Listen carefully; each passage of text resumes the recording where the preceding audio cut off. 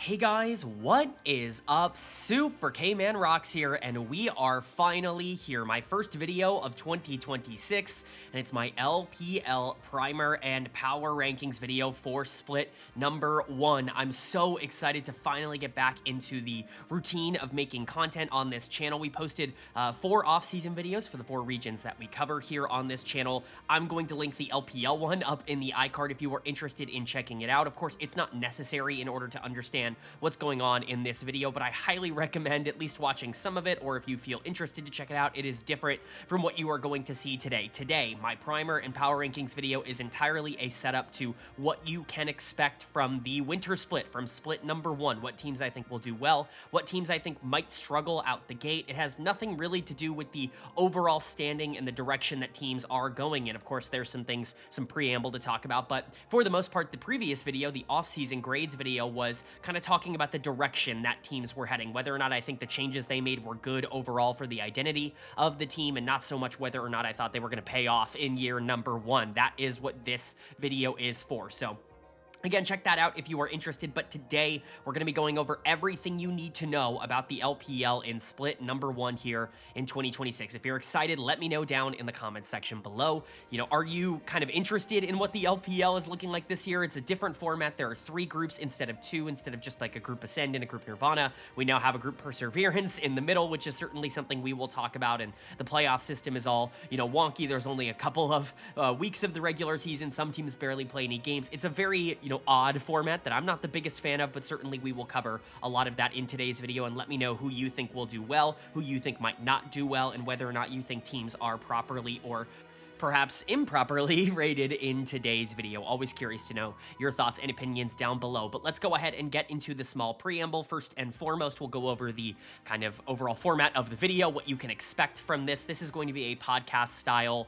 big overview of every single team in the LPL. I'm going to be going from number 14 to number 1 in my personal power rankings of every single one of these teams. Not only are we power ranking every single team, we are power ranking every single player within their individual role from number 1 to number 14. There are going to be some things that we talk about when the actual graphics pop up on the screen, but this is not a grades video. This is not, oh, I think the team is moving in the right direction, or perhaps, they're getting a little worse to, get a little better in the long term or to get more upside. This is specifically, I think this player is this good right now, and this is what I think that translates to in terms of team success. There have been some roster changes since the offseason grades video, or at the very least, some of the moves that I talked about and didn't necessarily have up on the graphics have been confirmed for a couple of the teams, which we will get into as we continue to go along. But for the most part, this is just going to be how good I think these teams are going to be right now. Now, there's obviously going to be some variance to this video. Some people can, look at some positions and be like, oh, how is that player ranked number 10 when the number 10 AD carry is so much better than them? Well, some positions are just created better than others in terms of the LPL. It's very top heavy in some positions, like mid lane. There's going to be a lot more, elite or like B+-ish caliber mid laners. The number 6 mid laner is better than the number 6 any other position, if that makes sense. But there are also other positions like support that are not deep and really don't have a lot of top heavy players, and so you just kind of have to take everything with a grain of salt in terms of comparing across positions. Everything obviously makes sense within their own individual positions, but that's a comment I get every single year, so I want to touch upon that at least originally. Also, bit of a housekeeping thing. Demacia Cup did happen in between when I made the off-season grades video and when I, of course, am releasing this, and so I get to kind of talk about what we saw initially from a lot of these teams and players. If you just want my thoughts overall on Demacia Cup, it's a hard tournament to try and take too much from. You want to try and find that balance. I think it's kind of proven itself to be maybe the most telling of the preseason tournaments. It's certainly much more telling than something like Kespa Cup, which has almost never been an actual correlating, piece on who's going to do well in the LCK or anything like that. But we've seen in the LPL before, especially last year, that teams that do well in Demacia Cup have a lot of momentum and, certainly can show a lot going into the rest of the year. But also a lot of the top teams aren't playing their best players, or, players are missing from some of the better teams. And, teams don't have the same amount of competition to play against. And we'll talk about specific cases of that as we go along. Some of my rankings have changed. Some of my grades have changed from the off-season grades video to now because of Demacia Cup, and we'll touch on those individual circumstances as we go team by team. But that's kind of the big preamble out of the way. Again, there's going to be a lot of opinions in this video. This is the biggest caveat I could possibly give. There is going to be not one, not two, but many things in this video that upset you or that are against the grain. I'm kind of known, if you are new to the channel, on maybe not having the most consensus of opinions in the entire world. There are going to be some things here that I think look a little bit crazy, but I promise at least give me a chance to explain myself out. And also, if your opinion is a little bit different than mine, if I have a player ranked at number 7 and you have them at number 9 or number 10 or even like number 5 or number 4, we're probably not all that far off in terms of our evaluation of that same player. This is not intended to be a rigid scale. You would hope that players would move around. Some are going to overperform, some are going to underperform. This is just kind of where I'm ranking their floors at the start of the year. And I guess that's the other caveat is, for the most part, this is a floor ranking. I'm going to rank players that I'm more certain of a little bit higher, and I'm going to rank players that maybe have a bit more feast or famine-ness to their game a little bit lower. There are some exceptions to that, but we will talk about those instances on their own. That's the preamble. 6 minutes out of the way. This is already going to be a ridiculously long video. Anybody who knows this channel is kind of locked in and prepared for that, so let's get into it. I'm not going to go group by group or anything like that. I'm going number 14 to number 1 in my power rankings, and I'll talk about how that kind of plays out in terms of each group. Spoiler alert, I think the best teams in the league are in Group Ascend, but everybody else is just kind of mixed and matched in a lot of other places, which is definitely a little bit frustrating for certain teams, which we will talk about. But coming in at number 14, starting off our video, and in my opinion, the team that I expect to be the worst team in the LPL, it's Ultra Prime. I just don't really have a lot of expectations for what this team is going to look like in year number 1, or at the very least in, I guess, year number 1.5 or year 2 of this rebuild that they're going through right now. They made some interesting changes, I would say, in the offseason. I wasn't entirely against the idea of bringing in some younger players, but I actually really liked the fact that they went with the kind of rumored roster that we didn't really get to talk about in that offseason grades video, with Grizzly coming over from the LCK Challengers League and Henna obviously coming over from the LCS, from the LTA North last year. I think this team is actually kind of interesting on paper in terms of what they could be, but the floor here is just astronomically low, and there are just a couple of players that I don't really have a lot of faith in, and that makes it difficult for me to feel like this team is going to be better than one of the worst teams in the league, especially when this organization has pretty consistently shown that they are going to underperform their talent level. So let's go ahead and quickly talk about what you're seeing on the screen. Of course, at the top, you see the team name, Ultra Prime. The number next to that, 14 in this case, is where they are ranking in my power rankings. The numbers in parentheses at any point are going to be in comparison to where this team was last year. Ultra Prime was 13th in terms of my power rankings last year, coming into the summer split. That's going to be kind of an example of just how they have moved going into the next year. I think that this team went from being kind of an interesting team to kind of an interesting team, but slightly a little bit lower floor, and I think a lot of other teams got better, so they end up falling there. You can see how they finished in summer of last year. Ultra Prime, of course, making the play-in stage of the playoffs, the grand finals, whatever you want to call it, but not being able to make it in. That is an 11th place finish. And the group that they are in, I've very briefly, I guess, touched upon the format of what the LPL is this year.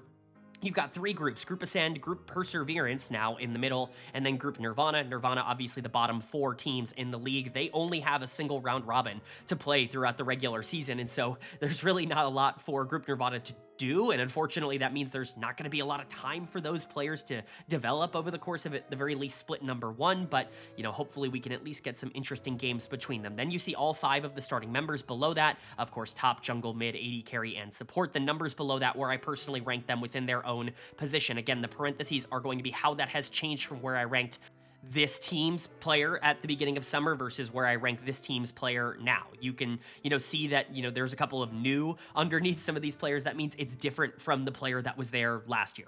I'm still comparing them to who was in that position last year. For example, someone like Henna comes in as the number 10 AD carry for me, and he gets a +4 because I had Baya ranked as the number 14 AD carry last year. So he's going up 4 spots from what Baya was for this team, in my opinion, last year. I hope that makes sense. A couple of things to point out in terms of little characters at the end of players' names. An asterisk will just denote that they are taking up an import slot, in this case Grizzly and Henna, and any sort of other, little, I guess, marker next to a player's name is just going to denote that there is a special case there. Either they are a new player that we get to talk about coming in from the offseason grades video that wasn't necessarily on the team for Demacia Cup, or there might be another player at that position that could potentially play some games, and we'll talk about those cases as well. That is all the preamble. Let's actually get to talking about Ultra Ultra Prime. Their lineup is looking like Liang Chen in the top lane, Grizzly in the jungle, Saber in the mid lane, Henna at AD carry, and Xiaoxia at support.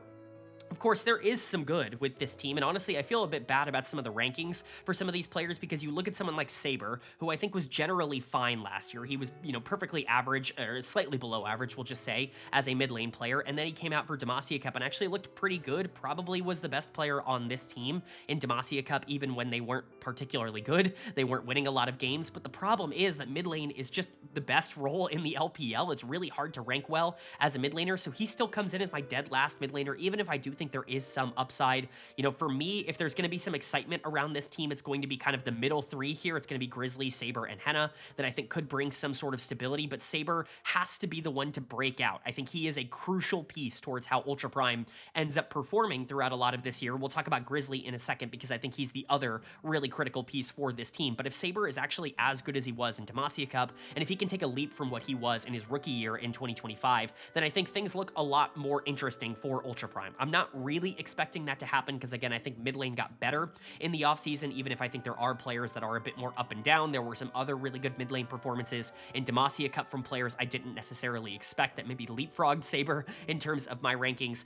I'm not really sitting here going, oh yeah, Saber's going to break out in 2026. I just don't necessarily feel like that's coming. I think his aggressive playstyle is punishable, especially because he's not going to get a lot of reps in Group Nirvana, but he is probably the biggest piece towards whether or not Ultra Prime can outperform this like bottom 1, bottom 2 ranking that I think me and a lot of other people are going to give this team. The other player that I think has a lot of agency in that is Grizzly, coming over as the new starting jungler. Replacing Jun Hao, obviously, from last year, who goes over to Thunder Talk. Luo Ye was just there for the tournament. Here in the jungle, Grizzly was always going to be the player that they wanted, and honestly, I love this for Ultra Prime. I think it's a very smart move to be able to look at the Challengers League and say, okay, well, Hanwha Life's Challengers team was very weird and difficult to try to analyze, as most Challengers League teams are over in the LCK, but Grizzly, in my opinion, was the best jungler in the Challengers League last year, which is a very not popular opinion. I know everyone loves Vincenzo, and we'll talk about it when we get to the LCK, video, now that he's starting for DRX, but I thought Grizzly was excellent for Hanwha Life last year on their Challengers League team. This is somebody who has very limited LCK experience, from a couple of years ago, but really is generally still a prospect and still has a lot of room to grow. These are the kinds of punts that I think are really valuable for teams near the bottom of the standings to make, even if they don't work out. We saw this last year with this team bringing in Jung on the top side.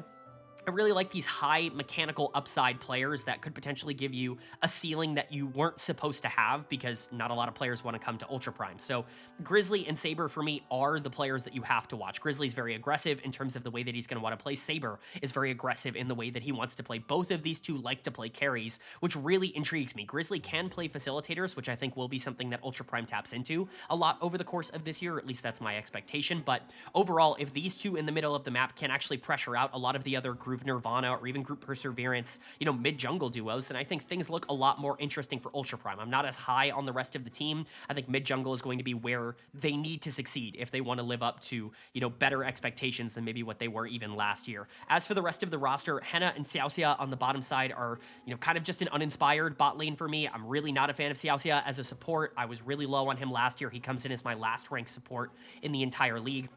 This guy's just super volatile, and the upside is not really there in terms of the games. Usually when you get a Feast or Famine support that, has awesome moments when he roams, but can be pretty inconsistent and gets caught in a lot of, mid-game circumstances where the team is bad, usually you can see some flashes of really good mechanics, or at the very least something that makes you a good playmaker in team fights, some sort of trait that leads me to believe that there is room to develop. I just don't really see that in him. I don't really see a good support in Xiaoxia. I hope I'm wrong. He's a big reason why I'm super low on this team. I don't think they really have a dynamic playmaker, especially if Grizzly is going to be more of a carry for this team and not so much a setup. Then they don't really have a good setup player because Saber's really aggressive with the way that he wants to play these 5v5 fights. So I think Xiaoxia needs to take a leap this year for this team to be a bit more competitive. I just don't really expect that to happen. Henna is also fine enough as an AD carry, but he's really uninspiring, at the very least for me. This reminds me so much of a couple of years ago when LGD in the LPL here brought over Envy from the LCK, where it's just like, I really just do not get inspired by these career below average LCK AD carries getting jobs elsewhere. Henna, Envy, like a lot of these players, they're fine, like their floors are okay, and if you're an LCK AD carry, even if you're one of the worst, you're still going to be relatively competent in a lot of the other regions, but I just don't see any upside here for Henna. He was fine on Lion last year over in North America, but he wasn't really inspiring. I actually think he was a little bit worse than maybe he got credit for. I think that team in general was super inconsistent, and he was a part of that. He just doesn't have great mechanics, and I think that's a really hard thing to translate. He's not going to be the kind of guy that you can give hyper carries to and expect him to be able to take over the game,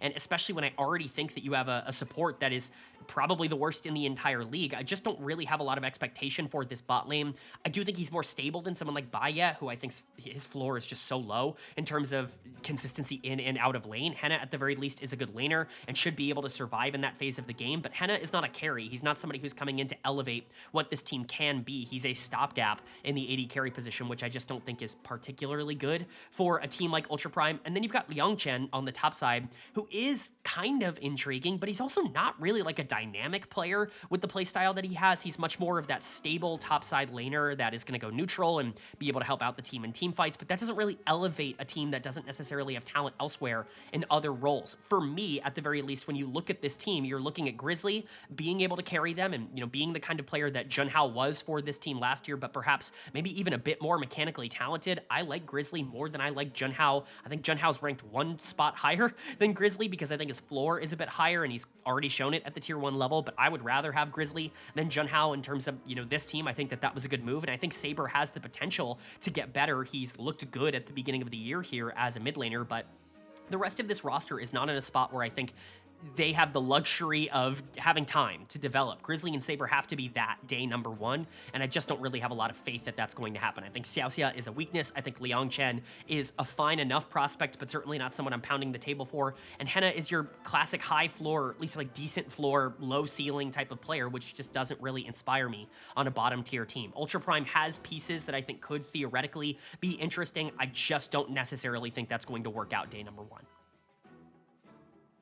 But then moving on to number 13 in my power rankings now, my second to last team in the rankings. And trust me, this was a team I very much wanted to put at number 14 in terms of these power rankings, but just ended up coming out of Demacia Cup feeling slightly better than I expected. It's Ninjas in Pyjamas all the way down here at number 13. Do not get it twisted. It is a bottom 2 for me in the LPL right now, and you could very easily put this team bottom 1, and I would feel okay about that decision, especially because I think their offseason was just a nightmare, all things considered, but I do think they performed at the very least admirably. There are players on this team that I think are fine, like the bot lane I think is okay. I certainly think it's playable. Hoya wasn't the worst player in the entire universe at Demacia Cup, and that gave me some strength, but this mid-jungle duo is terrible, and I really just don't think that it's going to be a good year for Ninjas in Pyjamas fans, especially after the disappointment that was 2025. So let's go ahead and get into it. Their lineup is looking like Hoya in the top lane, Guan in the jungle, Care in the mid lane,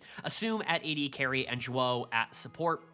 Of course, there is good with this team. I'm not going to sit here and say that they're all bad. Like, Assume is a competent LPL AD carry. He's somebody who has consistently been playable at this level. I don't really see the upside that I think some other analysts and some other fans of the LPL have kind of talked about it. I've been generally pretty consistent about that for most AD carries in the LPL. That includes a lot of the ones that, you know, we're going to be a bit higher than Assume in the rankings, but he's fine. He's playable. This is an okay player to have in this spot. I do think it's probably a slight downgrade from what you had in Leave last year, but this is certainly the one position where I genuinely feel you have a good LPL player in that you can be able to play through, and Assume was pretty good at Demacia Cup. I'm not going to sit here and say he was phenomenal. Ninjas in Pyjamas had a very weird, you know, tournament because they were not in stage number 1, despite the fact that they're one of the weaker rosters in the entire league because they were good last year, so they essentially just got placed right into stage number 2 and then were, you know, below average in that stage. Assume was the one player that I think actually did show some traits though, and there is some optimism, and I hate saying this because I hate holding on to hope for players like this, but there is some optimism that him and Zhuo can actually be okay as a bot lane duo.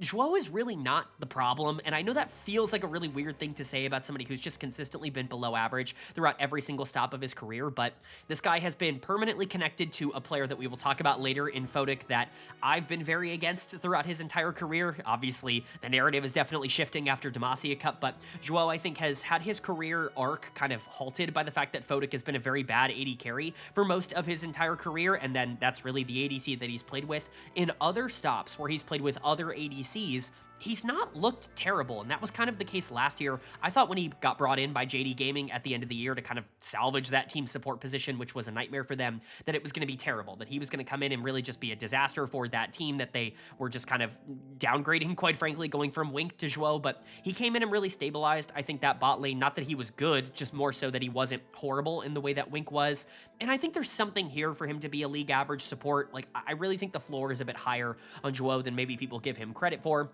But I do think he's very dependent on his AD carry. I think Assume is good, and I think they should be the strength of this team. But if the strength of your team is the Assume Zhuo bot lane, that's a concern, right? Like, there is a real problem there that I think needs to be solved, and they're going to have to be a lot better than I'm ranking them here in this video in order for this team to be better than bottom 2, because I don't have a lot of faith in the rest of this roster. Hoya was good at Demacia Cup. He was one of the other players on this team that I think actually showed some really interesting traits. I just am not going to be a Hoya believer in 2026. Like, it's too late until he shows it in the LPL consistently. It's going to be really hard for me to kind of view him as anything other than a bottom 3 or 4-ish top laner in the LPL.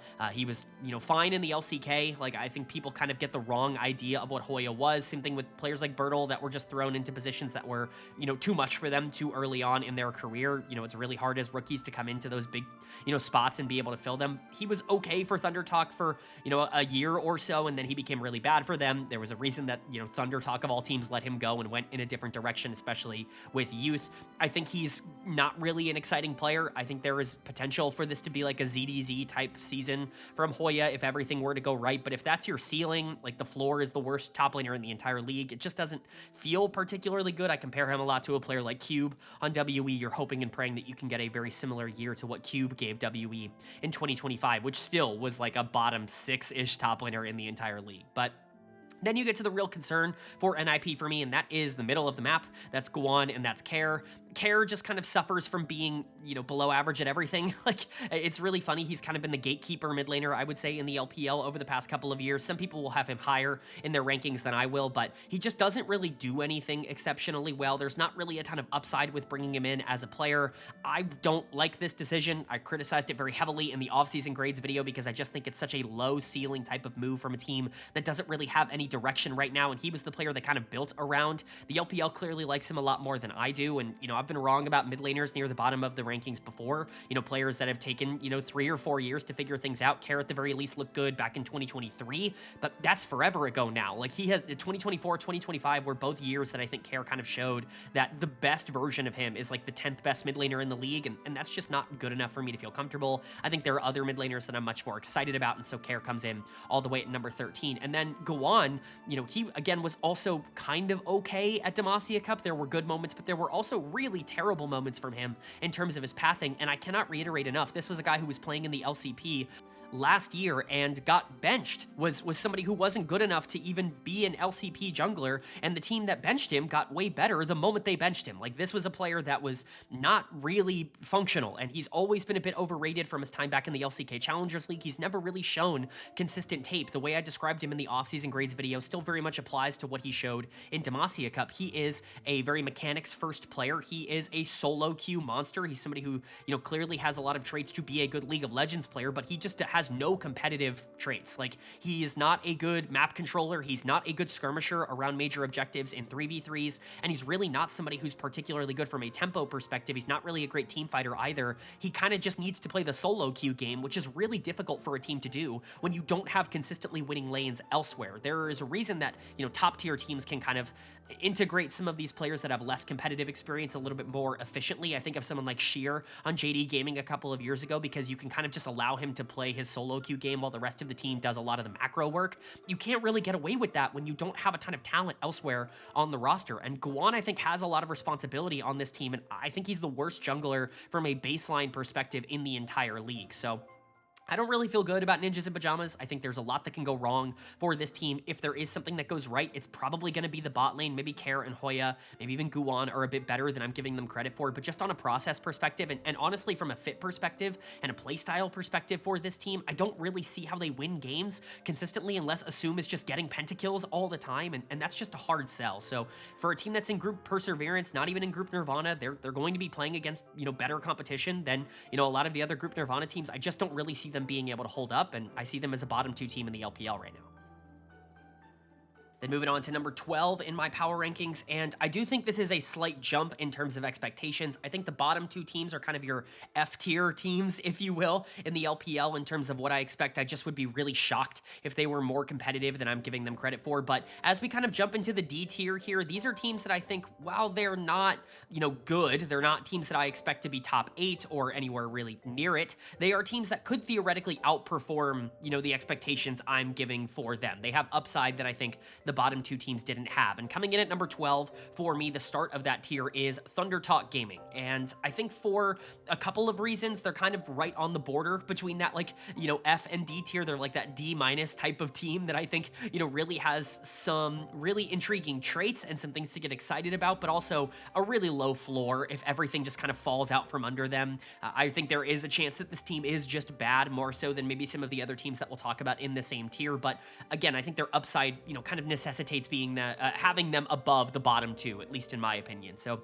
we'll go ahead and talk about it here. Their lineup is looking like Keshi in the top lane, Junhao in the jungle, Haru in the mid lane, Ryan 3 at AD carry, and Feather at support. There are some really fun pieces here that I think give me some hope that there is real upside here, something this organization hasn't really had in the past couple of years. They've, kind of retread their lineup and their roster a couple of times. Last year, they actually started off incredibly strong, despite the fact that I think their roster looked on paper worse than it had in many years, with Yucal going back to the LCK and then bringing in Satab as a replacement. They start off strong, and then Beichuan leaves. He goes over to Bilibili Gaming, and everything falls apart for this team because they didn't have a jungler that could play at a competent LPL level. Well, you go and get a pretty competent LPL jungler from last year in Junhao from Ultra Prime. We talked about him a bit when we went over the Ultra Prime situation. Junhao was good last year. I'm not going to sit here and say that he was a stud or a star. There were some junglers on bad teams last year that I think really showcased that they deserve to be in better spots, and they are now. Players obviously, like Nio that goes over to top esports, maybe from Ninjas and Pyjamas, even somebody like Monkey that obviously really helped propel WE. Those players are getting, rightful credit for breaking out in 2025, but Junhao was like a tier below those players. And that's not to be, super negative towards Junhao. That's a pretty decent place for him to be. He had some really great games, especially when, champions like Pantheon were really meta at the middle part of the year. Ultra Prime was very nearly in Group Ascend, and I think a lot of people forget that. They had to play one best of 3 against WE, a team that they had already beaten, and they just lost it in 3 games. And, their entire year looks very differently if they're in Group Ascend, and Junhao, to me, was the biggest part of that. So I think this was a good pickup for them. I think he is going to be kind of the centralizing player for how they play, at the very least at the beginning of the year, because he is so aggressive as a carry. Does like to play, aggressive picks, like I talked about the Pantheon, but something like the Jarvan was a really big pick for him later on in the year as well. Nefiri has been something that he's shown a lot of, adeptness on. I think obviously with the jungle meta being so crazy right now, with things like Jace and Malphite being so popular at the beginning of the year, anything is really possible from some of these players, but Junhao is definitely going to be the player to watch on ThunderTalk. And they're going from what is probably the worst jungle room in the entire league last year to a pretty solid player, somebody who I think showed a lot of really good traits in his rookie year.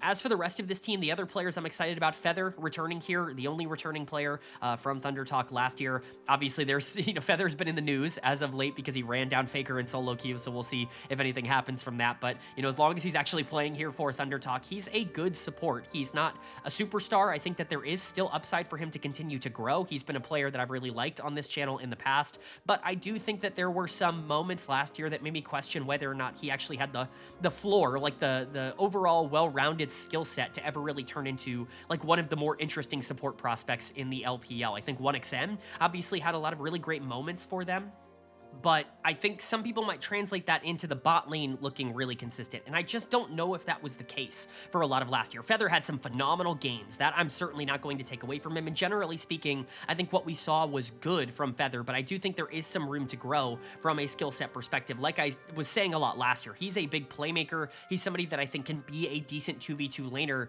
He needs to get better in the later stages of the game, and he needs to get more consistent at finding engage angles, because right now, he's just kind of a flash moments type of player. And I think if he can turn into something a little more consistent, then there really is something there. But in the flash moments right now, you get a couple of good games out of Feather every single year, and the others are just fine. That's around the 10th best support in the league. That's not something that's going to bring this team down in terms of its ranking, but it's something that I think this team can improve on, and I think Feather can improve on. So I'm hopeful that that is going to be the case. As for the rest of the team, bringing up players from the LDL, Ryan 3 was an internal promotion. He's going to come in as the last ranked AD carry at the start of the year. He was not the last ranked AD carry in my offseason grades video, but he's certainly the player with the lowest floor right now in the LPL. If I had to guess, I think he's going to struggle a lot in year number 1. We've seen this pretty consistently with players that even have had success at the AD carry position in the LDL. I'm looking at players like Baya last year, obviously players like Fish1 for LNG that, you know, were fine enough in the LDL and just really struggled to make that transition up to the LPL. Ryan 3 is probably closer to Fish1 than he is to Baya in terms of the talent level, although I don't think it's like, you know, I don't think he's a terrible player or anything like that. I just think he's going to struggle a lot, and I think Feather is not quite consistent enough to be able to make that transition as easy as maybe you would want it to be for him as a player individually. But where I think the real upside of this team comes in, and where I think the, you know, idea that they could outperform this ranking comes in, is the solo laners for me, because I really like these two promotions. I talked about this in the offseason grades video.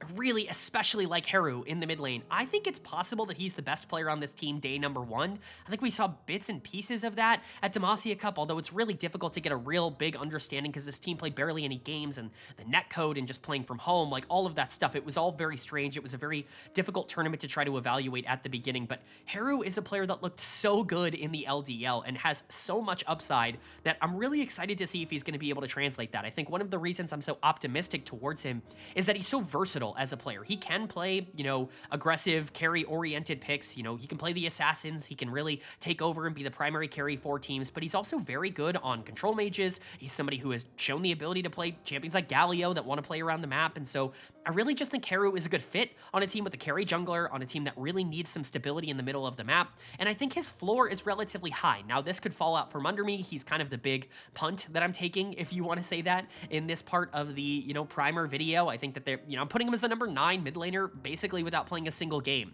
in the LPL, and I think it's very, you know, unlikely that he ends up living up to that just because of the rest of the team around him, but I just wanted to make kind of a statement that I think the talent level of this player is deserving of this type of ranking, even if I'm not quite sure the performance is going to live up to that. And then there's Keshi on the top side. I also really like him. I think he's a really solid top laner. He can do a little bit of everything. Again, a pretty versatile player coming up from BLG Juniors. I think both of these players showed more than enough at that level to give you confidence that they could make that transition up to tier 1. And Keshi was also fine, I would say, generally speaking, in Demacia Cup. He struggled a little bit more, I would say, in the 1v1 than I was expecting, but I think that's just going to take some time for him to be able to figure out. Luckily for this team, they're not in Group Nirvana. They're in Group Perseverance, which means that they're actually going to have a few more games to be able to figure things out. I don't think they're the worst team in that, you know, group. I think Ninjas and Pyjamas for me takes the cake on that, although we'll see how that ends up performing. I think ThunderTalk aren't that far off from a floor perspective, but it's the solo laners, it's the promotions that I like a little bit more for ThunderTalk. It's the fact that Junhao is coming in, you know, in the jungle position that gives them, you know, a pretty decent carry. Feather, I think, is a solid player. If you get really anything out of Ryan 3, and if the rookies are good, all of a sudden ThunderTalk does become a team that can maybe surprise and get closer to being number 9 or so in these rankings. I'm not really expecting that to happen. Like I said, they're kind of the D- tier team of this video. They're better than the bottom 2, but I think there are more holes in their game than maybe all the other teams in the D tier, but they just have a bit more upside than maybe people are giving them credit for, and generally I think there is a world where this team actually does well this year. Then moving on to number 11 in my power rankings, and this was a team that was kind of a darling of the Demacia Cup, and really a team that performed a lot better than people expected, but I think there's a lot of reasons to believe that that was not as real as maybe they would want it to be. It's LGD Gaming coming in at number 11 for me, a team that just finished top 4 in Demacia Cup. They got to the semifinals of the entire tournament, which is a pretty ridiculous accomplishment for this team. You have players like Hang and Tong Yuan that actually played really, really well at that tournament, but the problem with what I'm expecting from LGD is, like, look who they beat at that tournament. Name one genuinely good victory that they picked up. It was all basically fictitious. If you're just looking at results, yes, they were a top 4 team at Demacia Cup, but they only really, I'll say this, they only either beat the 3 teams below them in the power rankings or a Team WE team that was a disaster at the tournament. So, you know, we'll talk about it. It's obviously, there's a lot to go over. Their lineup is looking like Saucy in the top lane, Hang in the jungle, Tong Tong Yuan in the mid lane, Xiaoya at AD carry, and YCX at support.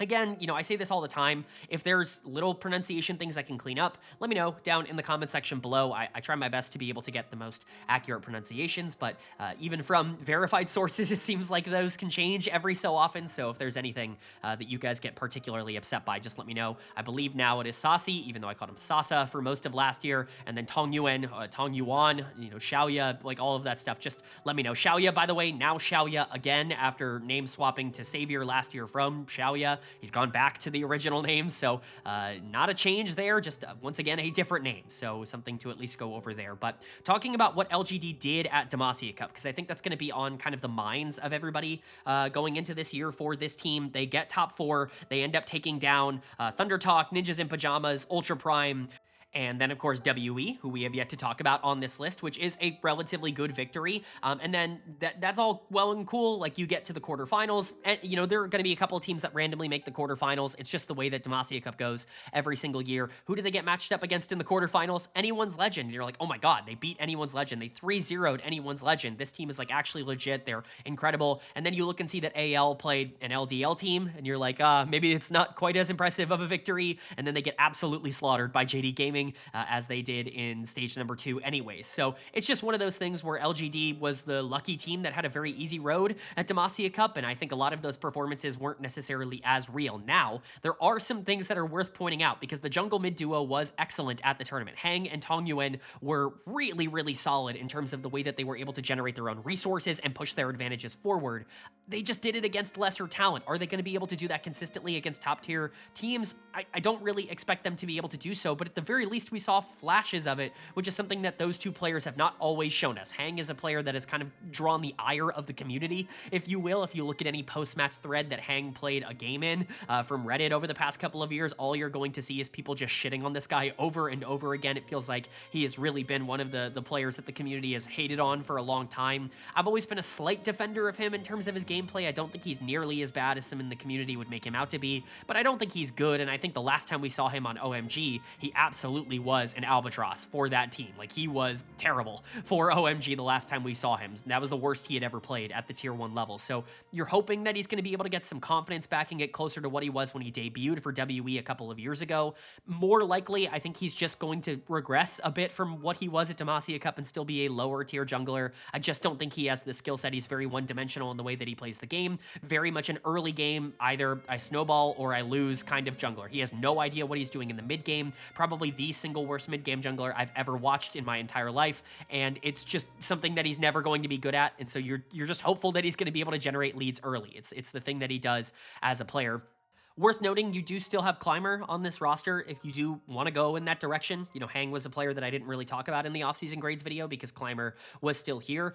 I think Climber has a higher floor. I think he's a better player, but Hang was good enough in the in Demacia Cup and certainly was kind of a driving force for this team that I think you definitely have to see what you have in terms of this mid-jungle duo, because they looked pretty good together. But, you know, if things do not work out in the jungle position, theoretically, you could just go on the fallback plan to your former LDL MVP in Climber. But the other player that played really well at that tournament was Tong Yuan, and he's a player who kind of jumped up a lot in these rankings. He would have been number 14. I'll be pretty clear about that before Demacia Cup in terms of the mid lane rankings. I was almost entirely out on this guy. I've always really been anti-Tong Yuan. He's a player that I've really pushed back on the hype train a lot on this channel. When he was on RNG, it really just always felt like he was underperforming what people were talking about from him. He was okay as a rookie, was one of the few players on that RNG team that looked, you know, even okay as a rookie, and then subsequent years after that, basically every single game he played after his rookie year, he was the worst mid laner in the entire league, arguably the worst player in the LPL almost every single time he played, but he had a good Demacia Cup. And again, this is something that we've actually seen before out of Haichao for LGD, where he had so many years where he was just terrible, and then in 2024, he figures it out. He ends up being a productive player for LGD. Now, obviously, he was not able to recapture that,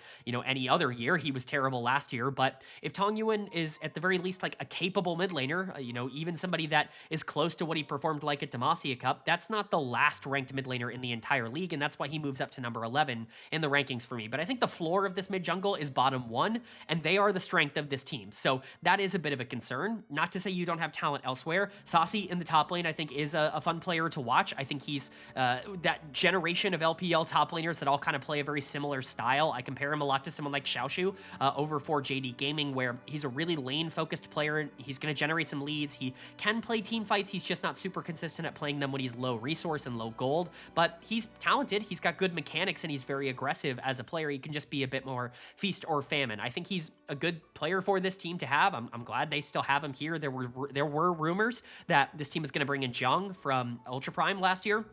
I think they're about the same player. I don't really see a huge difference in who they are. Jung probably has a bit more mechanical talent, but Saucy, I think, is a bit more consistent as a player, so they ended up going with the player they already had last year, and I think that that is a perfectly fine decision. And then you've got the bot lane of Xiaoya and YCX. YCX is certainly the prize here in the bot lane. I think he's much more interesting as a player compared to Xiaoya. He at least has good playmaking instincts. I think he's good on tank engagers. That's really kind of his style. There are a lot of LPL supports that, we're going to talk about later on in the video that are very tank support focused, but YCX very much kind of fits that mold. He can play enchanters as well. Just kind of an interesting young player. I think there is room for him to potentially break out in year 2 now as the starter for LGD, but I'm not really seeing a pathway for him to be like one of the next big interesting supports, kind of similar to what we just talked about with Feather on Thunder Talk, one spot above this. And then Xiaoya's fine. There are going to be games where he looks good, but generally speaking, he is a below average mechanical AD carry, which means that he is generally limited in terms of what his upside can be at this level. This team is fun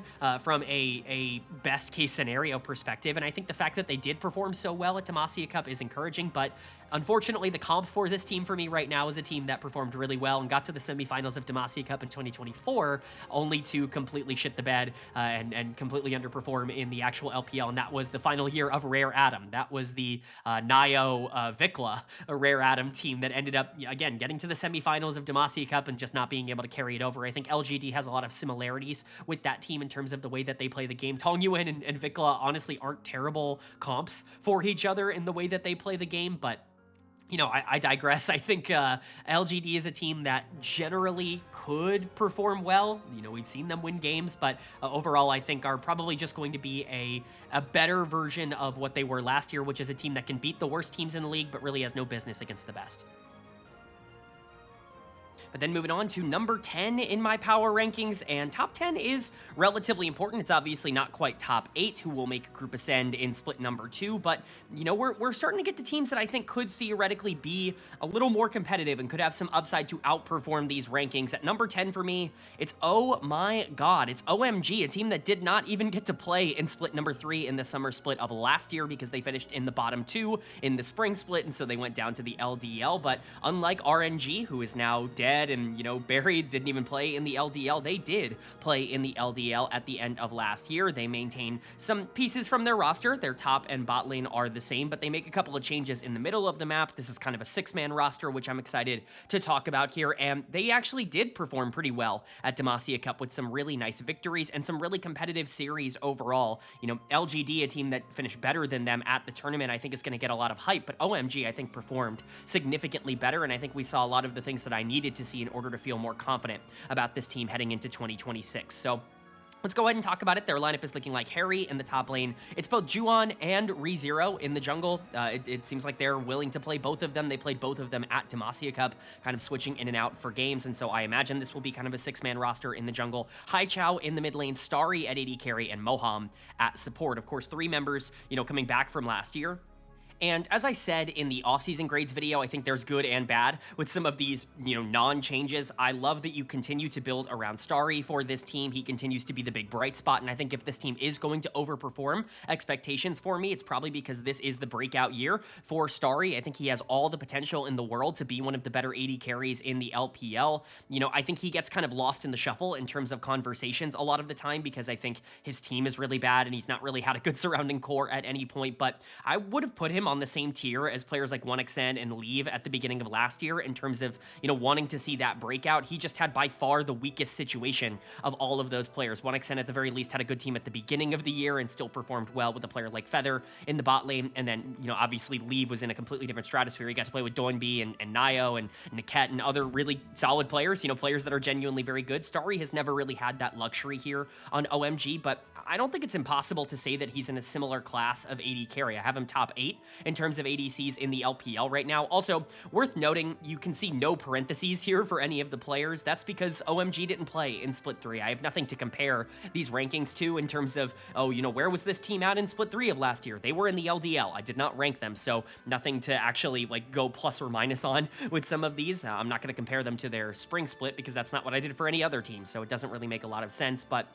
that's why there's no parentheses for any of these players. But Starry coming in as a top 8 AD carry for me, I think is more than justified. I think this guy has shown consistently that he has the mechanics and he has the mentality to be one of the better ADCs in the LPL if he were to get a good situation around him. He's very aggressive. I think part of that is just, again, the situation. He has so much responsibility on OMG, more so than almost any other AD carry in the entire league. But I could see a very similar year to what 1xN had last year on Thunder Talk coming out of Starry. You know, he was 1 year behind him in terms of debuting. I think this could be, you know, one of those years we're talking about is like, yeah, Starry took the leap this year. Also very possible for him to not be very good, but I'm kind of leaning in the positive direction with him. I think his tape is just a lot better than people give him credit for. The only negative that you can say about Starry is that he has to play with Moham in the support position, who comes in as my number 11 support. As you can see, Moham is just super one-dimensional. There's not really a lot to talk about. The one thing I will say, he was pretty good at Demacia Cup. He got to play a lot of the things that he's really good at, the Rel, the Alistair, these tank engagers, the Nautilus. Like, these are his picks. He can't really do anything outside of that. He's never going to play an Enchanter. He's certainly never going to be a big playmaker on things like Nico or Rakan. It's just not really the style that he likes to play. He wants to be a frontliner, and he wants to be somebody who can just kind of throw his body at the enemy team and hope that it works out. It works for him at times. This is a player who has been to Worlds before with D plus Kia. A lot of people kind of forget that era, rightfully so, but, you know, he is somebody that at the very least can create stuff if he's in the right situation. He's just pretty limited by draft. I think what we saw at Demacia Cup leads me to believe that these two have developed better chemistry over the course of the offseason, the LDL time, and just, you know, playing together for over a year now. I'm still not sold on Moham. I don't think he's a good player. I don't think this helps Starry's development, and I think this is a bit of a waste of an import slot here in the support position. I would have much preferred they went in a different direction in terms of maybe an LDL support. There are, you know, obviously not a lot of great supports in the LPL right now. It's been pretty vocalized that support is the weak link role, especially when this region tries to compete internationally. But Moham, I do not think is helping the problem here for OMG. And again, if Starry is going to underperform my expectations for him this year, I would expect a lot of that to be on his support. The other player that they're bringing back, I've already trashed enough in the offseason video. I'll just quickly go over it here. Harry is still here in the top lane. I just cannot reasonably believe this guy is still getting chances in the LPL. He has never shown the ability to be anything other than a good player pre-10 minutes. He is the worst player in the LPL after the laning phase. He has no idea what he's doing on the map. He's not even really all that dominant of a laner. He's a bottom 1 or 2 player in the LPL, at least in terms of what he has shown on tape, and I'm shocked that this organization brought him back. I assume it's because he was the cheapest option and they're already paying him, but he's the worst top laner in the league. It's not particularly close. If this team is going to struggle in one phase of the game, I imagine that top lane is going to be that phase of the game where they're not able to play through that top side of the map. And I think, you know, good teams or even average teams are going to be able to take advantage of the fact that Harry is a problem. If this team does end up finishing bottom 2, which would knock them out for split number 2 for the rest of the year, I think Harry will be a big part of that. He is the weakest player on this team, and I think it's a mistake to bring him back. So watch for teams to try to take advantage of that. But then you have the new middle of the map here. You've got Haichao coming in the mid lane, and then Juhan and ReZero as the 2 junglers. I'll talk about the junglers last because I think it's a more interesting discussion. Haichao, man, like, I don't want to be optimistic about Haichao. I really don't. This guy has really been a one-year wonder so far in his LPL career. He was really bad for LGD for a lot of years, and then that final year on LGD right before, you know, he's about to be given up on, he ends up breaking out. He's carry for that team. He plays really well. He gets them into the playoffs. playoffs, and, you know, it looks like he's going to be kind of on an upward trajectory. He finally had, you know, had it click in his brain. All of those things that I was saying about him 2 years ago. But last year, after the breakout on LNG, he finally gets an opportunity to be, you know, a piece on a, I don't want to say a rebuilding team, but a team that struck out in the offseason and needed him to step up as a leader, and he's awful. He's maybe the worst mid laner in the entire league. He's constantly losing them games. Like, he's just as bad as he had ever been, you know, before he left LGD, and that's a sign that's like, oh, it does look like that good season was an outlier. But then he comes out in Demacia Cup, and he was really good in Demacia Cup, and especially with mid lane, top 7 is all really locked. Like, there are a lot of really good mid laners above number 7. It's the deepest, you know, top heavy role in the region, if you want to put it like that. You know, there aren't a lot of, you know, positions in the LPL where there are 7 players that I feel good about, but after that, rank them however you want. Haichao comes in at number 8 for me because he was the best performing mid laner outside of that top 7 in the Demacia Cup, and he has shown himself to be good before. Do I really believe in this ranking? Absolutely not. If this guy is a bottom 1, bottom 2 mid laner this year, am I going to be surprised? Absolutely not. Don't take this number 8 ranking as me endorsing Haichao as somebody that's definitely going to be good, but at least he was good at the beginning of the year and what we saw, and that's more than I can say about the players that are ranked below him. He is definitely more of a control mage player, definitely feels more comfortable in that phase of the game, but can play assassins. It's just when he gets super aggressive, he often loses because he doesn't have the mechanics to really back it up. He wants to play within structure. I think he can do that on this team, but he is another big swing point for whether or not they're going to have success. And then you have the jungle position. Juhan obviously coming over from DRX and GiantX and, you know, many other organizations in the past, and then ReZero getting promoted from OMG's LDL team from last year. I like both of these players for very different reasons. I think you do have a bit of a sword and shield dynamic here in the jungle. If you do want to go a full 6-man roster route, Juhan much more comfortable playing facilitators. It's always been the way that he's played. He's been the Maokai, Sejuani, you know, tank kind of guy for a very long time for DRX. You know, he was swapping in and out with players like Pyjamas in 2022 with that role. You know, Pyjamas much more aggressive. He goes over to GiantX in the LEC and basically exclusively plays tank engagers out of the jungle. Like, that's just the thing that he's going to do. You bring him in to play tanks, and they're not the most meta right now. It's certainly not the best meta in the entire world for the champions that Juhan has played throughout his career, but things like Malphite were really successful for OMG at Demacia Cup if they do want to go in that direction. And then you have someone like ReZero, who is a very interesting piece, in my opinion, out of the jungle. He didn't get a lot of looks from a lot of other teams from what I've heard because the OMG LDL team was not very good, and so I imagine a lot of people weren't scouting them, but when I went and watched his tape and just kind of watched the way he played, he's really talented. He was definitely the bright spot of that team, and I do like that as an internal promotion and potentially the sword to Juhan's shield if they do want to switch in and out in these best of 3. So I like the jungle position. There's some light optimism surrounding the carry roles for this team, with Haichao actually performing well at the beginning of the year, and then Starry being somebody that I'm generally excited about. If you get okay performances out of players like Moham, who, you know, you just need him to do the thing that you brought him on to do, and then if Harry can just survive on the top side, be the weakest link on the team, but not be an absolute disaster like he's been throughout a majority of his career, this should be a top 10 team in the LPL, and that's crazy to say for a team that didn't even get a chance to compete in split number 3 last year. I do think they're going to be better than what they were. I think they proved that at Demacia Cup, and all I can really hope is that they carry that momentum through. But then moving on to number 9 in my power rankings, and this is going to be the final team outside the top 8, the final team that I just don't think is good enough to be a quote-unquote playoff team, to be a group ascend team as we head into the later parts of the year.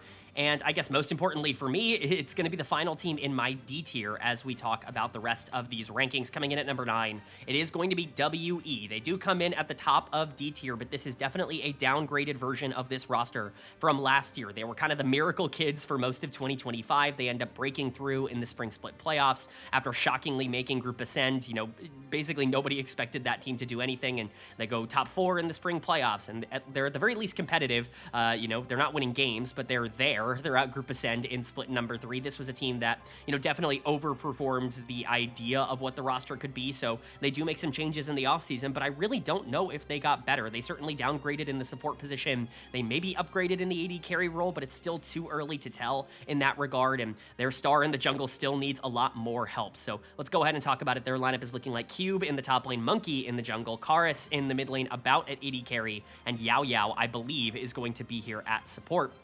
we'll go ahead and talk about just overall what this team is going to look like. I can't make it clearer for those of you who maybe didn't watch the LPL last year or don't know what to expect out of WE. This is Monkey's team in the jungle. He comes in as my number 4 jungler in the LPL, and I think that there are some caveats to talk about when it comes to this ranking. He is an amazingly aggressive player. He reminded a lot of people of the breakout that Milky Way had a couple of years ago on FPX because he just was able to carry a team that had lesser talent into competitive positions because he was so good as an aggressive jungler. The difference, in my opinion, between Monkey and Milky Way is that the way that Monkey generates resources is significantly more sustainable than what Milky Way, was back for FPX. I was very against this idea that Milky Way was just going to become one of the best junglers in the league. Talk about the off-the-riff stuff all you want. I was accurate on that take when he was playing for RNG at the beginning of last year, even when he, went back to FPX and played some games for them. I don't think Monkey is a clone of that playstyle. I think he has significantly better mechanics. I think he has a really great understanding of the game. I actually think this guy is just stuck on WE. He's one of the best junglers in the LPL, and I think he still has the chance to continue to grow. Now, if there is going to be a caveat for that ranking coming in for Monkey, it's that he was maybe the single worst player at Demacia Cup. Like, this guy was horrible. I mean, truly horrific. You look at WE's performance, yes, they got out of stage 1. They really only got out of stage 1 out of pure luck, and then they get absolutely blasted every single game of stage number 2. They are above teams in these rankings that absolutely were better than them at Demacia Cup. Even a team like OMG, even LGD that we just talked about, they were absolutely better teams than Team WE at the beginning of this year, and Monkey was a big reason why the team was really struggling, but I just have to hope and pray that that is some sort of outlier because I've always really liked this guy's tape going back to his time on EDG, and he really was exceptionally good last year. There's no reason to believe that that kind of progression is going to halt. Now, if you want to talk about performance from Monkey, I think that there is a reason to say that maybe he's not going to be as good as he was last year, and that's because I think the team around him isn't in as good of a spot, but he's going to get every resource possible on this team just as he did in 2025. So hopefully he continues to have a really big career because I think this guy is incredibly talented, but definitely some more concerns going into this year than I expected to have even, just a month ago when I was making my off-season grades video. He would be like a B+, B-ish kind of jungler, and that's ridiculously good for the 9th best team in the league. It's everyone else on this team that I'm concerned about. The other big positive piece for me is About in the bot lane. He was one of the new additions here. To me, this is an upgrade in process over Taeyun from last year. Taeyun is somebody that I think has very limited upside because of his aggressive playstyle and just his lack of consistency. He's never going to be that kind of player. He's not somebody who's going to be game to game as good as you ever want him to be. About has basically as good mechanics as Taeyun ever did here coming out of the Challengers League and coming out of Gen G's team, but I think he is much more stable in team fights, and I think we saw parts of that in WE when Monkey was, or in Demacia Cup when Monkey was underperforming. It was actually About and even Karis to an extent that stepped up and started winning games for this team. I think About, if he can have a really good rookie year here for WE over in the LPL, this is going to be a number 9 ranking that I feel pretty confident about, and this team is going to be able to compete to get top 8 if About is as good as I think he can be. I just think this is going to be a difficult situation, and the AD carry role got better in the offseason. We've talked about that a lot already on this channel. It's why it's a -4 for this team, even if I think About is a maybe slightly better player than Taeyun is. I don't think it's guaranteed to be that, and I also think that the role itself is tougher than it was last year. So we'll have to see how that ends up breaking down, but Monkey and About are the 2 names that you really should be watching here for WE in 2026. Everybody else on this team, I'm definitely much more concerned about, and that is the reason that they are coming in so low. You have Cube and Karis as your 2 solo laners. They are just the perfect example of passable players, like barely passable players. Both of them are very much on the downturn of their careers. I guess that's a way to put it. Karis has never really been on the upturn of his career. He was a hyped prospect and then just never figured it out in Tier 1 over in the LCK. Came over last year and had a couple of good games. Can occasionally be a valuable player, but for the most part, it's just kind of going to be a negative in the mid lane, especially with how good that position can be. I compare him a lot to another player that we already talked about in Care over here for FPX. I don't think they're all that dissimilar in terms of the way that they play the game. They're one position away from each other. They're basically identical in terms of my grades. And then you have someone like Cube on the top side that people will still hang on to like 2021 and say like that version of Cube can still come back out. Rare Adam Cube can definitely still exist when he was like a weak side god and perfect playing as that low resource top laner that was really good in team fights and was one of the most valuable players from the top side in the LPL. But It's been 5 years, man. It's been a long time since Cube actually performed like even an average top laner. I think that there are moments where he's able to actually survive in lane, and then he can do the things that he's good at in team fights, but it's clear that the laning mechanics are just so bad that it's not going to be consistent really under any circumstance. So when you have two solo laners that I really don't trust, and then a support in Yao Yao that I think is going to be one of the weakest in the entire league, that is a bit of a problem for WE. Yao Yao is a player that I really liked back in the day on Thunder Talk. I was actually going to bat over and over again. He was a channel darling on this channel for me in 2022 when he was on Thunder Talk. I really thought he wasn't getting nearly enough credit for how well he was playing with 1xN when they both kind of came up and started to play together, but a lot of off-the-riff stuff has happened since then. He's apparently a decently toxic teammate to be around. He already made a tweet, or I guess not a tweet, a post on Weibo during Demacia Cup talking about how his team just kind of shat the bed at the tournament. Not really a great look for a player coming into a new roster, and it's already rumored that this team is looking for a different support player to be able to take his spot. But if Yao Yao is playing, there is at least some kind of upside. There was a time where I thought this guy was a promising support prospect. It's just been so many years since we've seen that, and he hasn't even really been playing competitive since, 2023, and that makes it really difficult to try to evaluate where he is at as a player. I think I really like About, but one of the big reasons I'm concerned about this team and about this bot lane is I just don't think Yao Yao is going to be that consistent as a facilitator for them.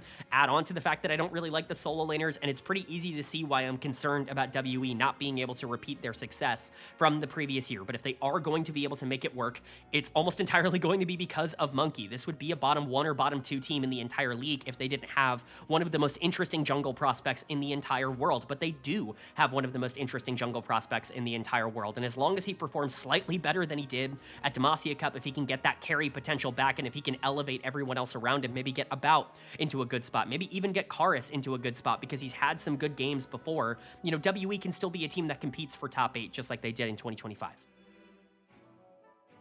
But then moving on now to number 8 in my power rankings, and like we've been talking about, top 8 is really important to be throughout a majority of split number 1 because it gets you into group ascend for split number 2, which is obviously where you want to be. So these are the teams that I genuinely think are good. We're taking a tier jump as well from the D tier to the C tier. D tier for me, like I said, were teams that I didn't expect to be top 8, but I guess theoretically have some upside to potentially break their chains, unlike F tier. C tier, to me, are teams that should be top 8, but are definitely worse than, in my opinion, the top 6 teams in the LPL. And coming in at number 8 for me, it is going to be Edward Gaming, a team that pretty perennially had like around the number 8 or 9 spot in my power rankings throughout all of last year. They only make one change here in their bot lane with Leave coming in to replace On. Everybody else is staying the same, and I think that that is a fantastic decision from this organization. They struck gold on a couple of players last year. I really liked their offseason. I've talked really highly about players like Angel in the past, who's, really hyped up himself over the past couple of years. 2022 felt like it was going to be the end of his career on RNG, and he revitalizes himself on Ninjas in Pyjamas. He ends up figuring things out, and then obviously has had a really great second part of his career after making World Finals with Suning back in 2020, but it's Xiaohao on this team that I really think is the primary carry piece. So I'm excited to go ahead and talk about it. Their lineup, I guess, as we can talk about, is looking like ZDZ in the top lane, Xiaohao in the jungle, Angel in the mid lane, Leave at AD carry, and Palkia at support. Obviously, 4 of the 5 members coming back here is good for chemistry. It's good for synergy, and even if we didn't necessarily get a chance to see that at Demacia Cup, I expect that to be able to carry itself through into Group Perseverance. This is a team that I expect to be able to kind of sweep away Group Perseverance, be the best team in that group. I don't think it's quite as obvious as the best team in Group Nirvana, which we will talk about when we get to number 7, but they should be a team that ends up looking really good throughout split number 1, and part of the reason for that is just how consistent a lot of these players are at the thing that they do really well. Xiaohao is obviously, in my opinion, the main character of EDG. He is one of the biggest channel darlings. He's one of my favorite players in the world. I've talked about him in only reverence, really, since 2023. This guy has just been good every year. Like, it doesn't really matter. He only got one real opportunity to play on a top-tier team back for Weibo in 2024, and that circumstance and situation in general was just a nightmare. He was paired up with ZDZ on the top side. He had major shoes to fill for a Weibo team that was coming off of a World Finals appearance in 2023. 2023, and he just couldn't quite live up to that. The team around him was also, kind of weak. Like Xiaohu was playing terrible at the beginning of 2024, which people forget about, and so it was just, not a good situation. He ends up getting replaced by Tarzan on that team, and Tarzan fixes every team he ends up playing for, so it just ends up being a negative look for Xiaohao, but he goes to Rare Atom and looks good for that team, ends up salvaging their season. He's good for EDG last year. He was excellent for Anyone's Legend for multiple years in his career. The only concern that you have with Xiaohao as a player being kind of the primary option for your team is that he traditionally and historically has played better in summer than he has at the beginning of the year. He's somebody who tends to ramp up his performances as the year continues to go along. I've kind of called him the pseudo king of summer in the LPL because it feels like he just unlocks the best version of himself every final split of the year. But it's not like he's bad at the beginning of the year. He's not like running games down. It's just if you're expecting him to be able to carry, there are some times where he does need a little bit of time to ramp up and get comfortable with the rest of his teammates. Now, if that is the problem, well, he's returning 4 or 3, I guess, teammates from last year. And so hopefully the synergy, the chemistry, it's all still there because he was as good as advertised last year. This guy is a top 7-ish jungler in the league. There have been times where I've put him closer to top 5. I don't think he's ever been like elite. Like he's never been in that complete upper echelon, but is he as good as a lot of the like the next tier down from the best junglers in the league? Yes, he's like right there, even with players like Wei, who had a fantastic Demacia Cup. I think it's more than fair to put him in the same kind of category as those types of players that have been really good at a top tier level, but maybe aren't like the best in the entire league. Your Beichuans, your Shadows, like that's where Xiaohao I think ends up landing, and he arguably has more upside than a lot of those players because of his raw mechanics being some of the best in the entire league. So I still feel very good about Xiaohao, and I think he is going to be a big piece for this team, but it's the other pieces that I think really elevate EDG to feeling more consistent. Bringing back players like Angel and Palkia that I think had really good ends to 2025. Angel, a player that I've really come around on. I was very anti-Angel for most of my tenure, covering League of Legends, where it was just like, this guy is very average. He doesn't really do anything at an elite level. He kind of got carried to a World Finals by how good Bin was on the top side, and of course, Huan Fong at the time was playing really well. Sword Art I thought was playing really well for that Suning team. I'm not going to say, SOFM as well. I'm not trying to disparage the rest of Suning by saying Bin was carrying them, but Angel was definitely the weak link of that team when you go back and watch 2020, Suning, and I think that was a really big accomplishment for him, but he never really felt like a star and never really felt like somebody that was going to compete to be one of the better mids in the LPL. And then he leaves RNG, gets replaced by Tong Yuan, and everything is kind of bad for that team, and goes to Ninjas in Pyjamas, and it just unlocks. Everything figures itself out for Angel. He has the best split of his entire career on NIP. He carries that over to some time on OMG, where he's not, like, stellar. He's not the best version like he was on NIP, but he's still very good. And then he was, once again, excellent last year. This guy was a KDA monster down in Group Nirvana because he got to play some really bad mid laners basically every single game. This guy consistently had, like, a 15 or 16 KDA throughout a majority of the split, which is just ridiculous. He's really stable in lane, prefers to play control mages, and loves to shove and roam, and that's perfect for this meta, especially with the new changes to the mid lane that get them boots. Like, Angel feels like he should fit the game right now really well. I think he's, really figured out his playstyle and really locked in on the things he's good at, and I think this is a really good player to return.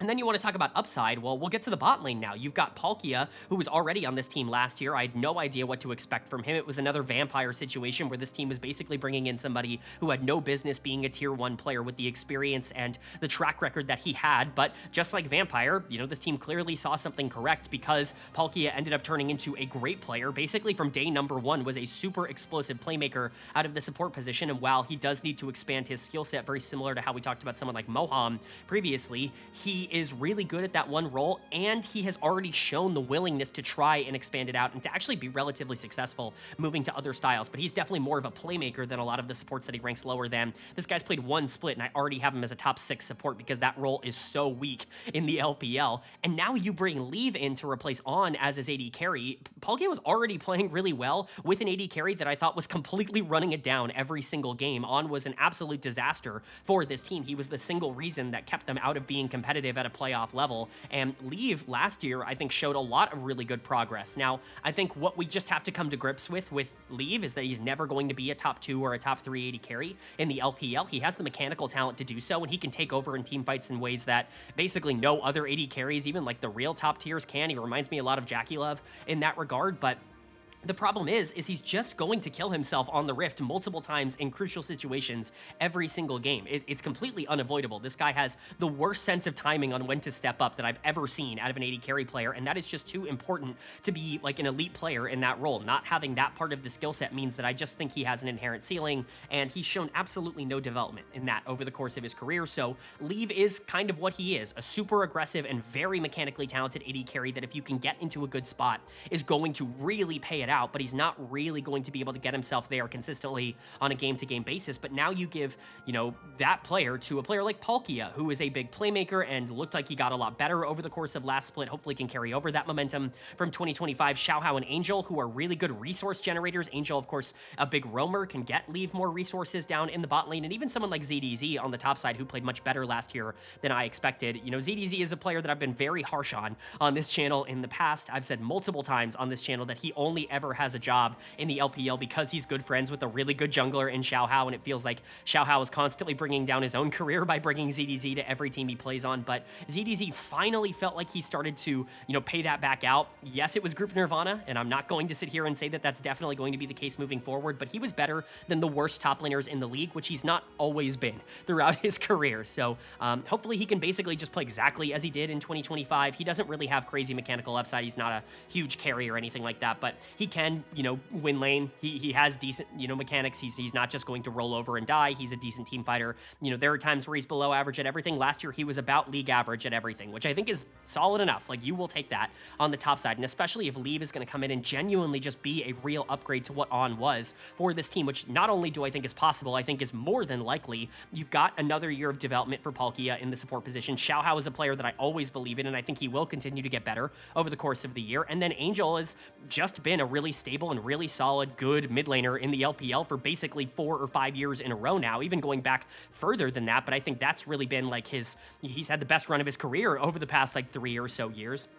You're looking at an EDG team that more than deserves to not only be in top 8, but might even be top 7, closer to top 6, if you're factoring in the fact that they have inbuilt chemistry because 4 of these members played together last year, and Leave's already been on this organization before. You might even say that they have a better shot in split number 1 than some of the teams that I have listed above them that made some roster changes, and I think that's a decently realistic thing to say. This could easily be a top 6 team in the LPL, and I'm really not going to be all that surprised. I just think there is an inherent ceiling, and I do think that there is some room for regression for some of these players. ZDZ played the best year he had in a long time, basically since 2022.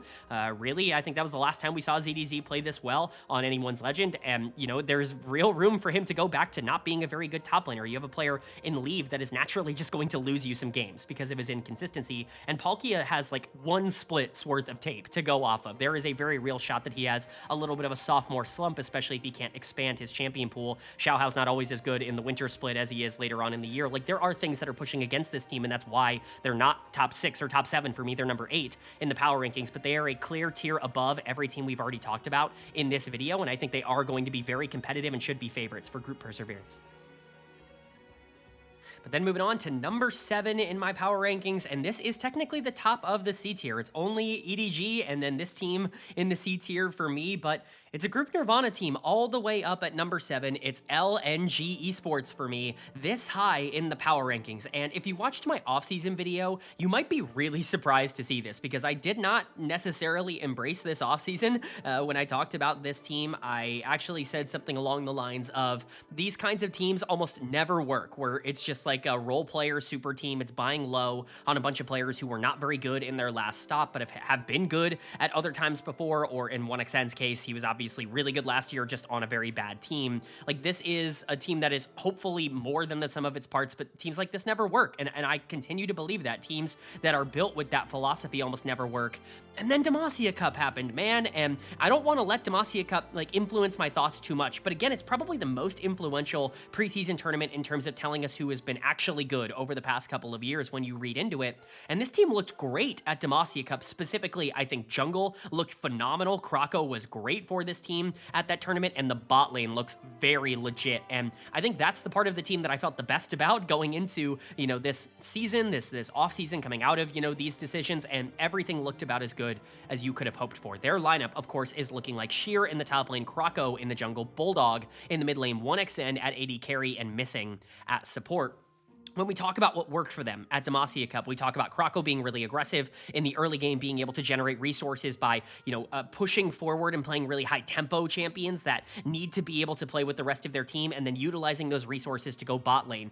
If that sounds really familiar to a lot of people, that's because when Krako was at his best, when he was playing the best league he's ever played, it was for 2022 Sandbox with Prince and with Kyle down in the bot lane, and that's exactly what he did for that team. He played this super high tempo style where he was constantly just trying to accelerate the game as fast as possible and to get as many resources in his AD carry's hands as he possibly can. And that's exactly what he did here. Again, at Demacia Cup, I think it's very, very good in the meta to be able to execute on that if you are comfortable doing it. And you know what? Krako has always been a player that I've really liked.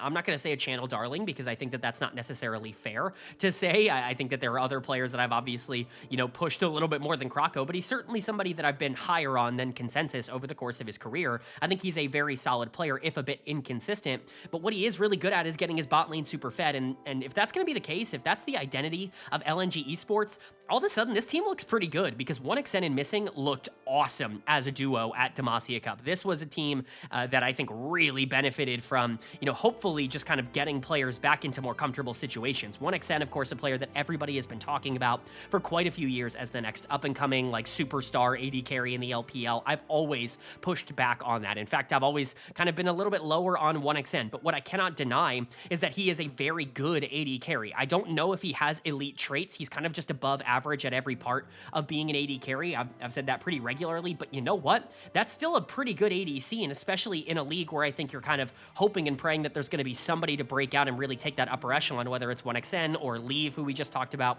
coming in at number 6 on these rankings.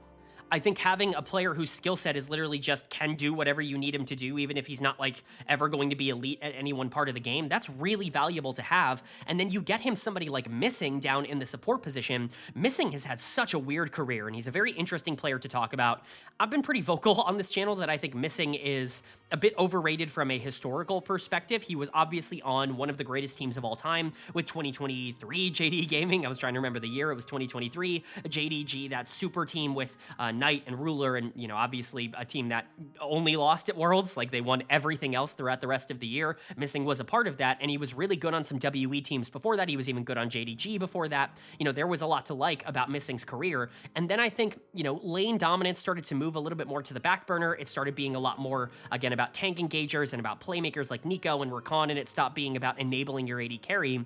And he got worse in that meta. It is very, very clear that last year he just was not good enough as a player to justify having on a top tier team. He was a disaster for JDG. I think he was one of the biggest problems for that team. He rightfully got replaced midway through the year. That team struggled to find his support all year long, but he got benched and he deserved it. He was not a playable support in 2025. And that's what made me concerned of man, we're buying low on mid lane. We're buying low on support. We're kind of buying low on jungle. If you really want to put it like that, it's a lot of players that did not play their best league in 2025, but Missing was phenomenal at Demacia Cup. He was genuinely one of the best players at the entire tournament. He looked completely revitalized. It looked like he felt a lot more comfortable playing playmakers than he ever did last year. And 1xN, I think, really benefited a lot from it. Again, Missing's best trait as a support has always been that he's so good at resource generation for his AD carry. It's always been a peak trait, in my opinion, for Missing. It's the thing he does at an elite level, and 1xN is more than good enough as an ADC to be able to pay that back out. And so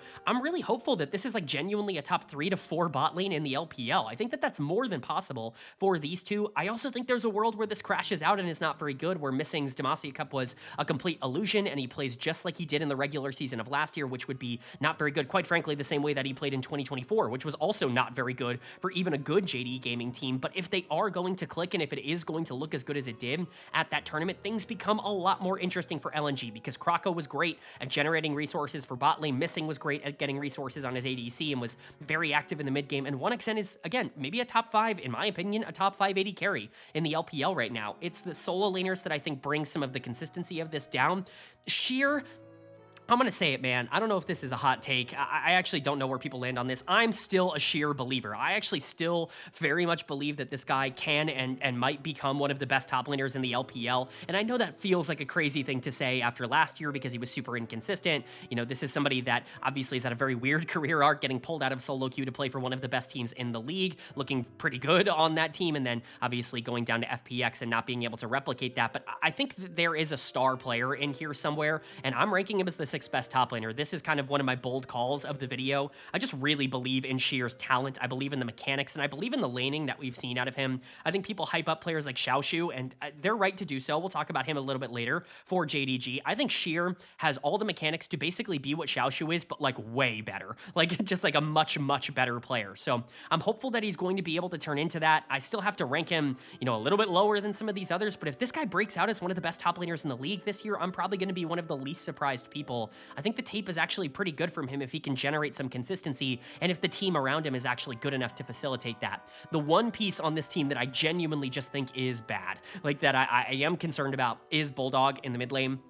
Anybody who's followed my LCK analysis over the past couple of years has heard me say the same thing about Bulldog throughout his career. I'll quickly try and summarize it for those of you who don't watch the LCK videos, but this will be a bit of a retread of basically something I've said every week about this guy for forever and for his org. The Freaks, whether they've been Afrika or Kwangdong or DN or now the DN Supers, whatever you want to say, that organization has historically done something that I think is really, really funny to talk about, which is take every single player that has come through and made them worse. Like it is completely inescapable that every player that goes through the Freaks system comes out a weaker player. I don't know what's going on in terms of the coaching staff and the training at that facility, but they always train players to be less effective than they were before they came in. And I think Bulldog is one of the best examples of what that looks like, where he started in the LCK as a 17-year-old with ridiculous mechanics. He was able to go one-on-one with players like Faker and Chovy in lane, and he looked incredible doing so. And it's like, oh my God, they might have actually struck gold on a really aggressive player, somebody who was constantly looking to fight and constantly looking to carry. And over the course of 3 years on that organization, all that they have taught him and all that they have done is make him a more passive player, somebody who is less reliant on his laning ability, and somebody who just wants to shove and roam and play for the team, something he's not very good at. Like that has been his main identity over the past couple of years, is this shove and roam angel style player for the Freaks. And again, I cannot stress that enough. He's never really been good at that role. He's gotten better at it, I would say, than maybe what he was at 17, but he's still significantly below average at that role. And now he's gotten worse at being a carry because he hasn't actually done it for years. And when he is asked to do it, he's not nearly as good at it as he was when he was 17. All that he has done has gotten worse as a player. I'm worried that that system has just completely broken him as a prospect and that he has kind of just been turned into a below average mid laner. But the only piece of excitement that you could potentially have for Bulldog is that he is out of that system, that he has finally gotten away from the Freaks, and he's hopefully on a team now with a coaching staff that is going to allow him to be the player that he always could have been. The problem is there's just nothing on tape to suggest that that's going to happen. He was really passive at Demacia Cup. He was not pushing his aggressive leads forward. It just feels like his mentality and his playstyle has been completely broken over the past couple of years, and I think he is going to be a below average mid laner. I compare this a lot to last year when WE brought in Karis and when ThunderTalk brought in Satab. Like, I don't think Bulldog is all that different of a player. He has more upside. I can't even say that. He has probably the same amount of upside that those players had coming over, but the floor is in the exact same spot. Unfortunately, I just think that the team he's on is better. I say unfortunately, but that's unfortunately for like Karis and Satab, right? Like Bulldog is on a team that I think is better around him, and if he's the weak link of this team, I think that's going to be a problem, but I think it's playable, right? Krako was excellent, and 1xN and Missing were also very good at Demacia Cup. If Bulldog can just survive in the mid lane, he no longer actually needs to be a carry for this team. I just think it's bad process to import him, and I think he's going to struggle. If Sheer can break out in the way that I think he can from a mechanics perspective in 2026, and if Krako and the bot lane can do what they did at Demacia Cup, 7th might even be too low for what this team can be, but for now, in Group Nirvana, they're clearly the best team. If they don't win every game in Group Nirvana, I think they would consider that a pretty massive disappointment. This is a team that got to top 4 at Demacia Cup, playing against some really good teams, beating some really good teams to get there, and I think that it's reasonable to say that they're going to sweep through Group Nirvana, they're going to get into the playoffs and be in Group Ascend by the end of the year. They certainly expect that from their offseason, and, you know, like everything we've seen has shown that that's probably going to be, you know, something that they can achieve. So excited for LNG, even if I wasn't after their offseason. Then moving on to number 6 in my power rankings, and this is where we take another tier leap up to the B tier, in my opinion, in these rankings. I think all of these 6 teams are in Group Ascend. The 6 teams in Ascend, I think, are the 6 best teams in the LPL, which ended up working out for the LPL here in split number 1. But B tier, to me, kind of signals teams that, while I think are very good, are teams that are kind of expecting themselves to be relevant, aren't teams that are competing for a championship right now, in my opinion. They're solid, but they have some things they need to work on. And starting off that B tier for me is going to be Top Esports, a team that just came off a semifinals appearance at the World Championships, was one of the best teams in the LPL throughout all of last year, was the #1 seed in spring, was the #1 seed in summer, ended up making finals in summer as well. You know, this is a team that I think made finals in winter as well. I didn't even won winter. I didn't even talk about that, right? They went to an international tournament at the beginning of the year as well. Like, this team just had so much success throughout the LPL last year, and they're almost going rebuild mode in terms of how things are breaking down. But I think the players that they are bringing in are so talented, and I think the floor is actually a lot higher on this team than, you know, what people are giving them credit for. That, to me, it is a tier jump from the teams that we've talked about previously. So let's go ahead and get into it. Their lineup for split number 1 in particular looks like it's looking like 369 in the top lane, Nio in the jungle, Cream in the mid lane, Jiachi at AD carry, and Feng Yue at support.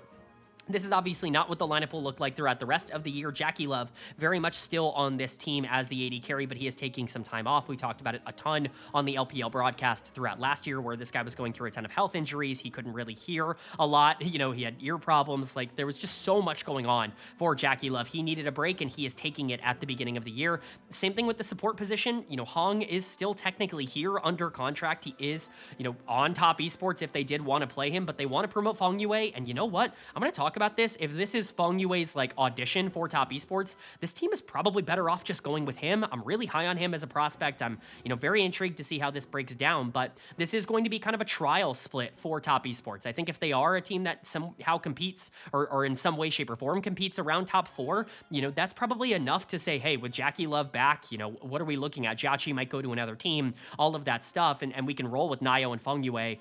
Alternatively, if this team underperforms, if they're the weakest team in Group Ascend, kind of like I'm projecting them to be, I think it's possible that we see the entire bot lane swapped out as we go into split number 2. But the pieces here that I think raise the floor are, of course, the solo laners, or I guess 369 specifically on the top side. 369 has just been one of the best top laners in the world over the past half a decade. It's just who he is. He's not always the most consistent player in the universe. He's going to have some good splits. He's going to have some bad splits, but even his bad splits are probably just top 3 or top 4 rather than top 1. There have been times, though, where he's played like a top 1 top laner in the LPL, especially with players like Bin not being super consistent over the past year or so. So this team is very happy to be bringing him back. There was some, you know, there were some rumors, we'll just say it, in the offseason that he also was going to take a break for split number 1, that this team was just going to be almost entirely young players who had never really had a ton of experience at the top end level. But 369 saying, you know what, nah, I'm more than good to play. I think there's enough talent on this team to make it worth it, I think is a really big call for Top Esports and for their viability at the very least here in split number 1. Again, comes in as a top 3 top laner for me. If you wanted him at number 2, be my guest. You know, we'll talk about the big 3 top laners in the LPL. You guys know who they are. You can put them in whatever order you feel most comfortable, but for me, he comes in at number 3. And then there's Cream in the mid lane, and this is a big year for Cream, in my opinion. Do I ever think that Cream is going to, you know, kind of be near the top of the mid lane conversations again? Probably not. I think that there are just too many holes in his game. He's not well-rounded enough. He's never really been able to work on the fact that he's not very good in the mid game. Like, there are just parts of the way he plays that I think are not indicative of a player that is like a top tier in his role.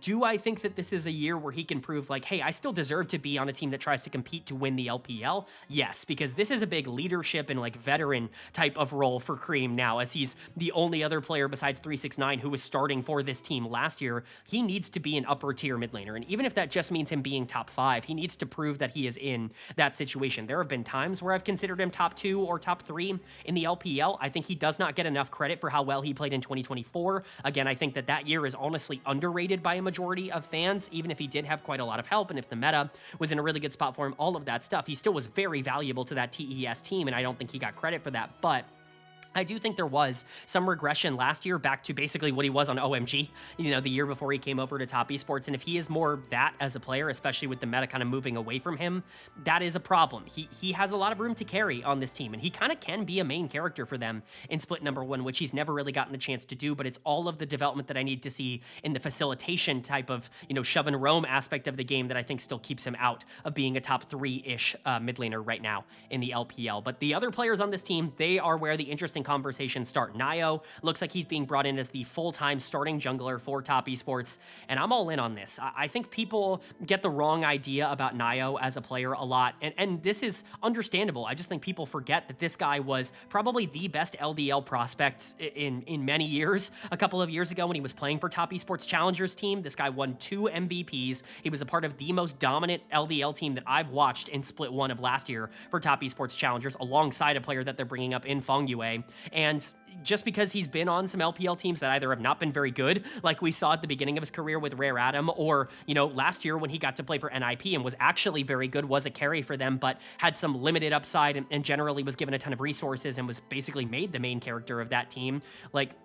I think people get the idea with Nio that he is just, good on bad teams, needs to be main character, can't really do much else. This guy has true superstar upside if everything were to click. Do I think that there are some gameplay limitations that do worry me a bit when it comes to Nio? Of course, and he's replacing, in my opinion, the best jungler in the LPL last year in Kanavi, who absolutely carried this team, has gone on to, bigger and grander pastures over in the LCK for Hanwha Life. Nio has big shoes to fill, but I think he's good enough and talented enough to deserve this kind of spot, and we'll talk about this a bit later. One of the reasons I'm excited about this team is Top Esports have clearly had this plan for a little while. They looked at their Challengers team that was the best in the entire LDL, and they said, why are we not trying to integrate a lot of these players into our roster? Nio plays for NIP last year, looks as good as you want him to in that kind of, role alongside Doingby, the carry jungler to Doingby's, facilitative mid laner, and now he's getting his shot to prove that this organization was right. And you know what?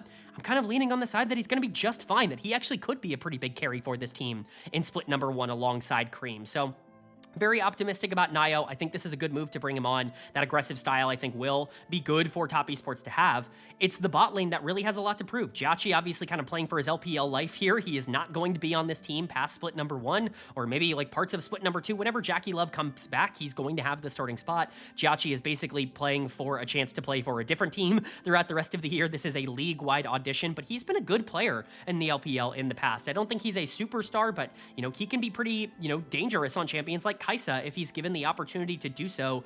He just doesn't really have elite mechanics. I think he's very smart. He's kind of the opposite of Leave. If you really want to make a comparison, he comes in one spot lower because I think mechanics are more important at that position, but he's basically really good brain, really good understanding of the game, just isn't always the most mechanically talented player on the Rift, and that's totally fine. He's going to be a stable enough insert here in the AD carry role that if someone like Feng Yue is as explosive as I'm expecting him to be in the support position, you can help Jiachi get to a spot where he can carry games. It's all really up to Feng Yue though, and this is where I have the optimism for Top Esports. I think this guy is crazy good, and I think people are just really sleeping on him, and I think people are sleeping on Nio and Feng Yue as a duo coming in for this team. Like I said, they played together at the beginning of last year in the LDL for Top Esports Challengers. They went 16-2. They dominated Asia Masters.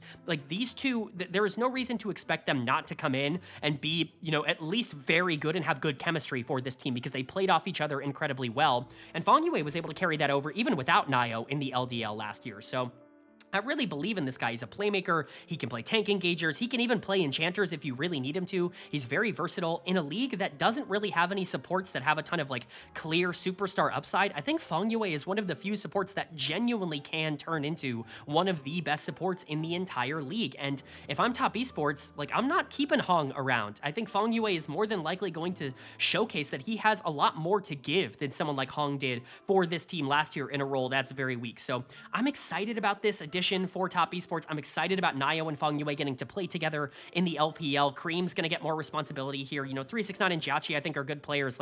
There are real talented pieces for this team that keep them out of any sort of C-tier conversations like I see some people throwing around. But do I think that their floor is inherently lower than every other team in Group Ascend? Of course, because they're the only team that's really taking any risks on younger players. Every other team in Group Ascend has brought in a bunch of veterans and are trying to make Worlds right now. Top Esports is trying to make Worlds, but they're doing so also in the opposite way, where it's that more feast or famine style, young players that have come through their system that they think give them upside that these other teams can't match. I like that decision-making process more than just bringing in a bunch of veterans, even if I do like the other veterans that teams have brought in. I think Top Esports is moving in the right direction, especially when Jackie Love comes back, but for split number 1, I expect the learning curve to kind of be there and for them to be closer to number 6. Do I think they could outperform this? Absolutely. They're in the B tier for a reason. They could get as high as 3rd, in my opinion, if everything were to work for this team, if Nayo and Feng Yue are great, and if 369 and Cream really, solidify themselves as veterans. I just think that that's more unlikely than the other teams that are above them, and that's why they come in number 6 for me.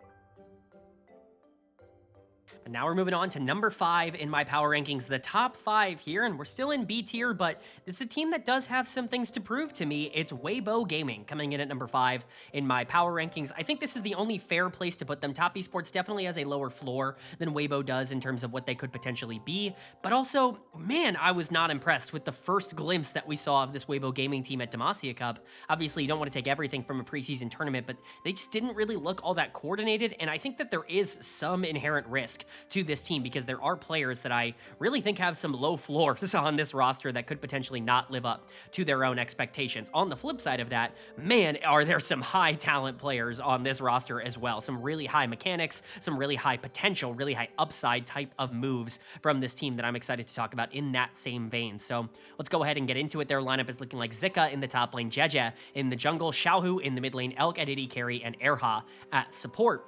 Of course, Xiaohu is kind of the remaining player for Weibo. He's kind of become the pseudo-franchise player of Weibo Gaming. Second franchise he's been the franchise player for. Very funny to go from RNG to this. But, of course, Xiaohu is Xiaohu. It's really hard to get, like, a real reading on him. And when you're trying to rank mid laners in a video like this, it becomes very difficult to try and solve the Xiaohu problem. Because I think that he is just the most feast or famine top-tier player in the world. Like, there are not players that are as good as he is that really have the kind of inconsistency that he has as regularly as he does. I still stand on the side that he is a top tier player in the world, that he's, right up there with all the other mid laners that I'm going to talk about from basically number 2 to number 6 in these rankings. They all have the identical same grade, B+ grade from me, but he is very much the type of player that on any given day can completely run down the game, can completely lose it for you, just looks lost in lane at times because he really doesn't have the same kind of mechanics that he did when he was younger.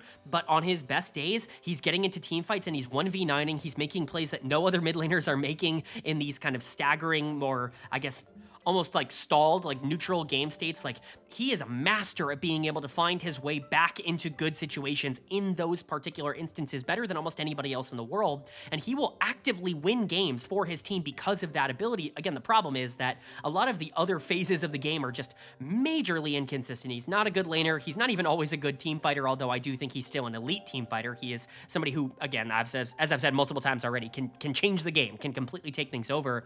It's just a tough sell that Xiaohu is like your rock, like your stable player in the mid lane. That feels like a difficult thing to try and sell a fan base on, but he is a good bring back hero. It's very difficult to upgrade in the mid lane role from a player like Xiaohu. He was a top 2 to 3 mid laner for me in the LPL last year. The problem is I just think that role got a bit better. There are players that I'm expecting to do a bit better in 2026 than they did in 2025, and so he ends up moving all the way down to number 6. But there will be times, and like I said, he has the same grade as players that are as high as number 2 or number 3 on that ranking on that list. And then the other major piece, in my opinion, that you have to talk about as being able to carry this team, as being able to elevate this team, is, of course, Elk coming over from Bilibili Gaming. This is a big, big test for Elk, and I've always been a huge fan of this player. Longtime viewers of the channel going back, 4 or 5 years at this point will recognize that Elk has been a channel darling for a lot longer than he was one of the best AD carries in the world back on Ultra Prime. Every single week I would get on this YouTube channel and talk about how this guy is mega stuck, hard stuck in,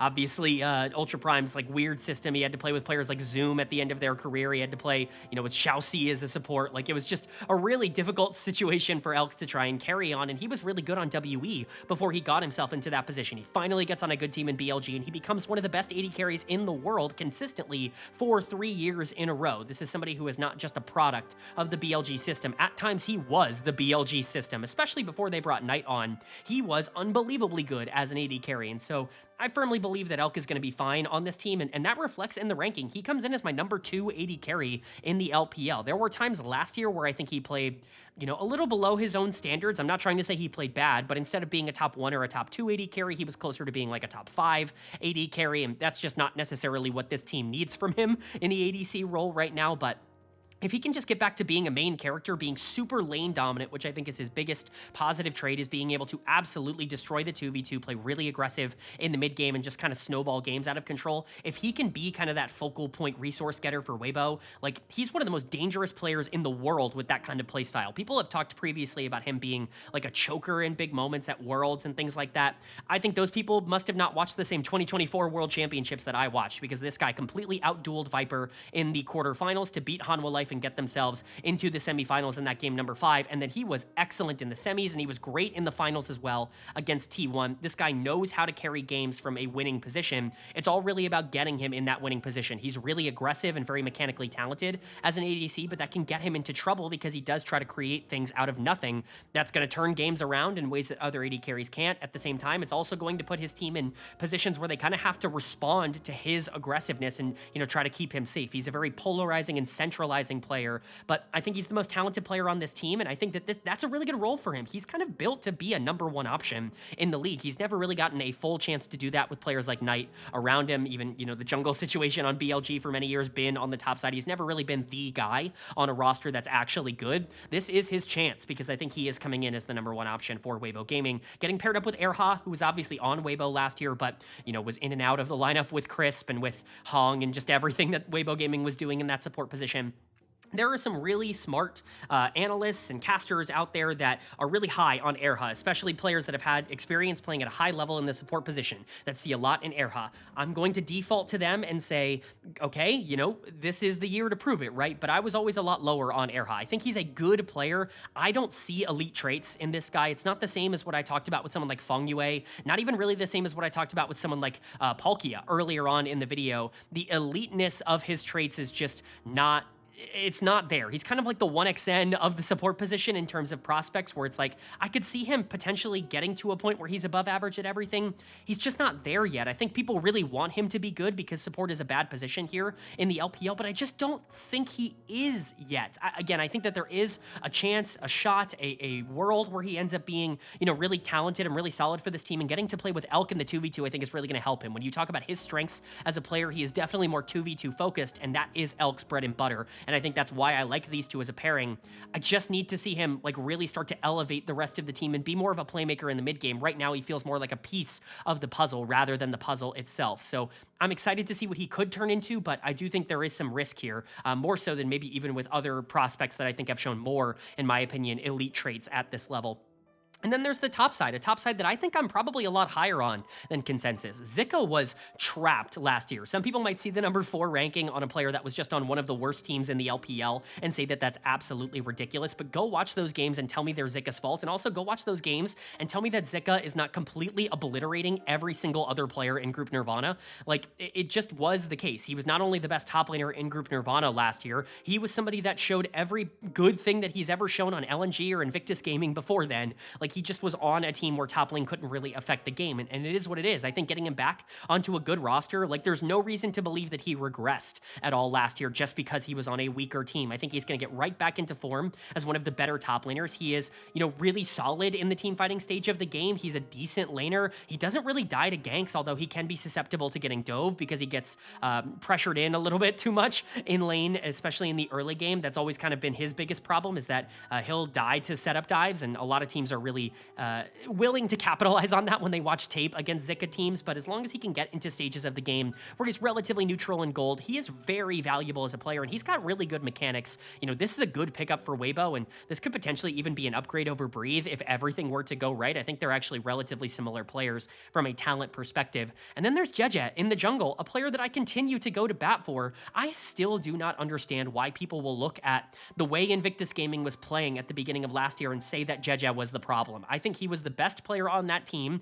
until he got benched. Like, and I know that's a crazy thing to say because obviously Gala and Rookie and Mako, all of them, even the Shy, like they all started playing much better after Jeje got benched. And maybe you can say that that was a sign that, you know, Jeje was the problem. But Jeje was hard carrying that team for a majority of the spring split and was putting them in positions where they could win games.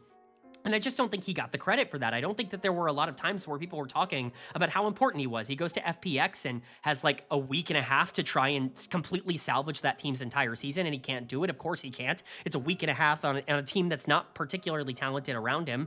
The hope is that with a full offseason, he can get back to not only the form he was on IG, but the form he's been on throughout his entire career. This is one of the most legendary junglers in LPL history, and I still think he's got a lot of gas in the tank in terms of what he can put out there. I will say there is a lot of risk reward to this signing because there is a chance that he is washed, that, you know, what we saw out of him was the last good tape, and IG moving on from him and that team getting better after he left is all a part of design, and they saw something that we couldn't really see just watching from the outside. He is a bit of a polarizing player in that regard, where he is a bit more main character-y than some other junglers, maybe even than TN, who they had on this team last year, but I really like what we saw out of Jeje. I'm certainly not willing to give up on him, and I think this is a good punt for a team like Weibo to take. This is a team that did buy low, quote-unquote, on some players like Jeje and like Zika on the top side, but Xiaohu as like your franchise player has, you know, just been good over the course of his career. I love bringing in Elk. I think he's definitely in a position to be a #1 option for a team that tries to win the LPL. Like, there are some big positives for Weibo. I just think that there is a slight disconnect between them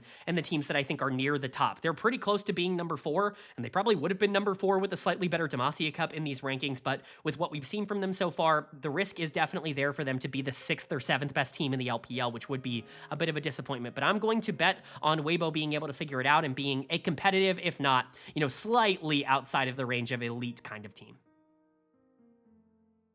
But then moving on to #4 in my power rankings, and this was the team that skyrocketed up the most after Demacia Cup. It is your Demacia Cup champions, Invictus Gaming, all the way up at #4 in these power rankings. It's ridiculous that they are here considering the roster talent that they have right now, but you know what? We saw what this team can look like in a best case scenario at Demacia Cup, and it looked pretty damn good. Do I think that they're going to look like that throughout all of this year? Almost certainly not. There are still major concerns for me on this roster, as you can see with some of these player grades, but there is a reason that they were able to take down JDG in the finals, a JDG team that I think really wanted to win that tournament, and a team that we have not yet talked about in today's video, and that's because I think that they have some pieces here that could really, really explode this year in the right possible circumstance. So let's go ahead and talk about it. Their lineup is looking like Sobero in the top lane, Wei in the jungle, Rookie in the mid lane, Photic at AD carry, and Jue at support. Of course, obviously, we've got to at least touch upon the fact that there are some things to talk about here. The Shy and Mako are technically still under contract. The Shy feels less likely to play. Mako is still here, though, and this could theoretically be a situation that is similar to what we talked about with the top esports support AD carry situation, I should say, a little bit earlier, with Mako maybe just taking some time off and coming in later on in the year. I'll kind of talk about why I don't think that that is the direction that this team will head. A lot of that has to do with the fact that I think Jue is better than Mako. Like, I actually just think that this team is better off having Jue right now, and I'll talk about how high I am on him as a player, especially coming off of Demacia Cup. But, you know, theoretically, there could be some changes to get this team looking a little bit closer to what they were last year. But for now, I mean, they're the defending Demacia Cup champions for a reason, and that is a tournament that, at the very least, winners have done really well with over the course of the beginning of the LPL year. Anyone's Legend, of course, winning it last year after, while they had good expectations, they weren't expected to be top 1 or top 2 like they were for a majority of the year. IG hoping to kind of follow that up, and a big reason why they did well at that tournament is very clear. They had a couple of players that just played out of their minds, and really the player to start with there is Wei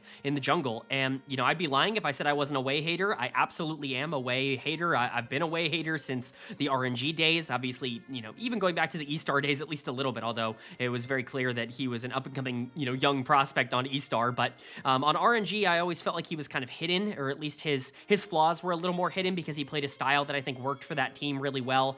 And then once he kind kind of got out of this situation where he could just kind of rely on his laners being in good spots by themselves, I think a lot of his problems started to re-emerge again. Wei's playstyle is very interesting to talk about because generally speaking, he's a pretty slow player. He doesn't always play like that, but it's certainly something that he has felt more comfortable doing. Almost every single team he goes to becomes a lot slower, and the big reason for that is because he's a very resource-heavy player. He's somebody who wants to be able to kind of scale the game into the later part of the, 20, 25-minute stages and be able to try and carry games from that stage, either as an engaged, like, main facilitator or alternatively as a carry. He is definitely a main carry or a main, character type of jungle player, and I don't think he necessarily gets a lot of credit for that. I think a lot of people kind of view him as more of a facilitator than he actually is, because I just don't think he's ever really been somebody that is, like, sacrificing resources to go and help his laners. Honestly, the playstyle, comparison, I think is somebody like Inspired over in North America. I don't think they're all that different in terms of the way that they play the game.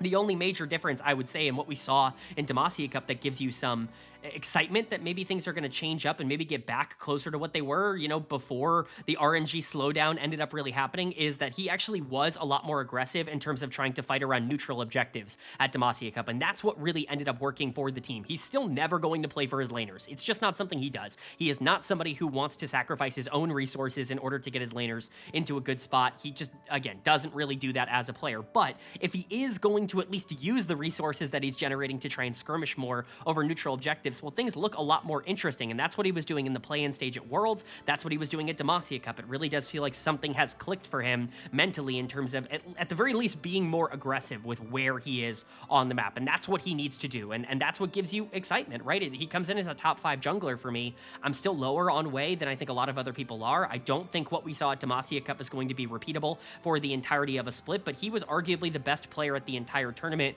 only really in contention against the support on this team, and that is Jue. And if you want a reason to be excited about this team and a reason to go like, oh yeah, Demacia Cup is repeatable for them, it's the fact that I think Jue is just completely legit. Like, I don't think there's any argument at this point. This guy is bare minimum a top 3 support in the LPL, and I think this team is better off starting him than they are bringing back Mako. And I know that's a very bold decision to make, but I mean, he is everything that this team needs, and he worked really well with Wei, especially around a lot of those objective fights. He's so good at being able to enable a 2v2 that even Photic, who we will talk about here, somebody who I am still very out on and I still think is rather overrated, even Photic was able to just go, yeah, I'm getting a ton of free resources and I can at least be good enough in team fights, because Jue is just doing everything for this team. He's an aggressive playmaker. He's a great laner. He opens up the mid game. He is like genuinely on pace to be the best support in the entire league if he continues to play the way that he did. And there's no reason to believe that he's not going to continue to develop and continue to get better in that, kind of mold, because he's been really good over the past couple of years. That arrow of development does kind of point to him eventually becoming a superstar, and I think that superstar year could be 2026 with Invictus Gaming. So if you want a reason to feel like this team is in a spot where they actually can try and push to win the entire league, it's almost all because of Jue. I think he really is like the difference maker for this team, whether or not they're going to be elite or whether or not they're just going to be good. This team still sits in the B tier for me because I think there are other issues and other problems on the team, but Jue is the way that they can get out of it. Rookie as well, obviously somebody that, strange that I'm talking about him third here, because technically I have him graded as the highest graded player on this team. He can be inconsistent, but he's still rookie, and he figured it out at the end of last year. This was somebody who basically dragged this team to the World Championships. They weren't playing particularly well domestically. Gala had figured things out at the end of the year, but I still think was more inconsistent than he gets credit for, as we'll talk about a bit later. Gala fans are just everywhere right now, and I'll repeat what I said in the offseason video here for the people who continue to comment, but that's for a little bit later with the JDG section. For now, it's just to say that Rookie was doing a lot more work than I think he was getting credit for. He is in contention for being the second best mid laner in the league right now. There's a player that we'll talk about a bit later that proved everything to me at Demacia Cup that ended up taking that number 2 spot in the rankings, but him and Rookie have the same grade. If you want to put Rookie as the number 2 mid laner in the LPL right now with a pretty high floor, I agree with that, and especially if Wei is going to start playing well and playing better around these neutral objectives, and if Jue is going to be moving around the map and creating this big, problem that other teams have to deal with, Rookie might actually be in more advantageous spots of being isolated in the mid lane, where he can just express the fact that he is a better laner than most of the people in this region. I was also really impressed with Sobero on the top side, at least at Demacia Cup. He played really well out of lane. I think that was the big thing that was a concern for me, is he's never really been a great laner. When we got to see him slightly in the LCK last year for FearX, he really struggled in the 1v1 on the top side, but he is a smart player and he's a really good team fighter. So I think that's something that can really kind of lend itself well to Invictus, and we saw that at the tournament, that when he was able to just play weak side and survive in lane, he could be valuable in the later parts of the game without needing a ton of resources. It's basically the exact opposite of what this team had last year in the Shy, a very low resource player that you just kind of want to hold on and survive, but we saw everything we needed to see to know that that is possible for him to be able to execute on, and he's going to come in as a top 7 top laner for me. I think he will be that good, but the elephant in the room is Photic in the AD carry role. I probably should have talked about him first, because I'm sure I've already got a lot of comments about how ridiculously low Photic is after how well he played at Demacia Cup. And there is absolutely a world, and I want to make this clear, where Photic is like this year's Hope from last year, where Hope ended up doing really well at Demacia Cup, ended up completely outperforming anything he had looked like throughout his career up until that point, and ended up having a great year. It is possible that Photic has figured it out. He got back with Rookie. He has a support in Wei. You know, Wei played really well at this tournament. That Photic is just going to be a productive AD carry. I cannot get behind that until I see it in the LPL. I'm so sorry to the Photic fans out there. I am not one of you. I've never been one of you. In fact, Photic was probably the thing I was known for the most going back to 2022 on this channel, as I was a Photic hater when he was on Victory 5, when he was on that really successful team, because it just felt like he was constantly getting hyped up for things that he wasn't doing. PP God was creating so much, Rookie was doing so much for those teams, and felt like Photic was getting a lot of credit for being the guy who got the resources and then just did the bare minimum. I think part of that happened again at Demacia Cup, where he was getting a lot of player of the games for games where basically he was getting force-fed resources in the early game and all he had to do was auto-attack, and that's exactly what he did. Credit to him, he didn't screw it up. But as we've seen throughout his career, not only is he not really a big game performer, he's somebody who really struggles when he has a lot of pressure on him and has to be a #1 carry option, but also he does not generate resources on his own. Like, he is just not a good player at being able to play without elite talent, and I think Photic being above like the number 11 or number 12 AD carry is entirely predicated on Wei and Rookie being really good players. Like, it has absolutely nothing to do with him individually and the way that he plays. Maybe you could make the argument that AD carry as a role is just like that, but I would disagree with that heavily, and I've talked about this with players like Teddy in the past. I just don't, I need to see it from Photic, because everything we've seen out of Photic in the LPL, especially over the past 3 years, has been the single worst AD carry in the league. It's not just, oh, he's not been very good. He's somebody who I was pissed off and I went on a huge rant on in this offseason grades video, where I was like, how is it possible that Photic has a job going into 2026? He obviously played better than that, and he gets elevated up to being the number 12 AD carry in my rankings because of it, because he was going to be number 14 before Demacia Cup. I promise you that. He would have been the worst ranked ADC, and it would not have been particularly close. But again, I want to give him some benefit of the doubt that a B- level performance is in there for a player who's never really been all that good at this level. So if Photic is even better than this, if he performs like a top 5 AD carry, which in this system I think is possible, we kind of saw that at Demacia Cup, then yeah, this team is going to be able to compete to win the LPL, because Wei is that good and Rookie is that good, and Wei looks like he's in the best form he's been in a very long time. And if all of those things are clicking, then IG can be competitive, and that's why they've moved all the way up to number 4. But they have just as low of a floor as any of the other teams that we've talked about in this B tier, like Top Esports, like Weibo Gaming, where Photic all of a sudden is not very good, which is possible, where Wei's Demacia Cup is not particularly repeatable, which I think is also possible. And Sobero on the top side, it's not like he's a great laner. It's not like he's somebody who's going to be, like, if he's the 3rd or 4th best player on the team, then they're probably not anywhere close to being a top 4 team in the LPL. But for now, I think with what we've seen, they are probably going to be more than the sum of their parts. I think Wei is a superstar. I think Rookie is very, very good. If you can just get good enough performances out of the rest of this team, they're going to be a real threat, and they've already proven that.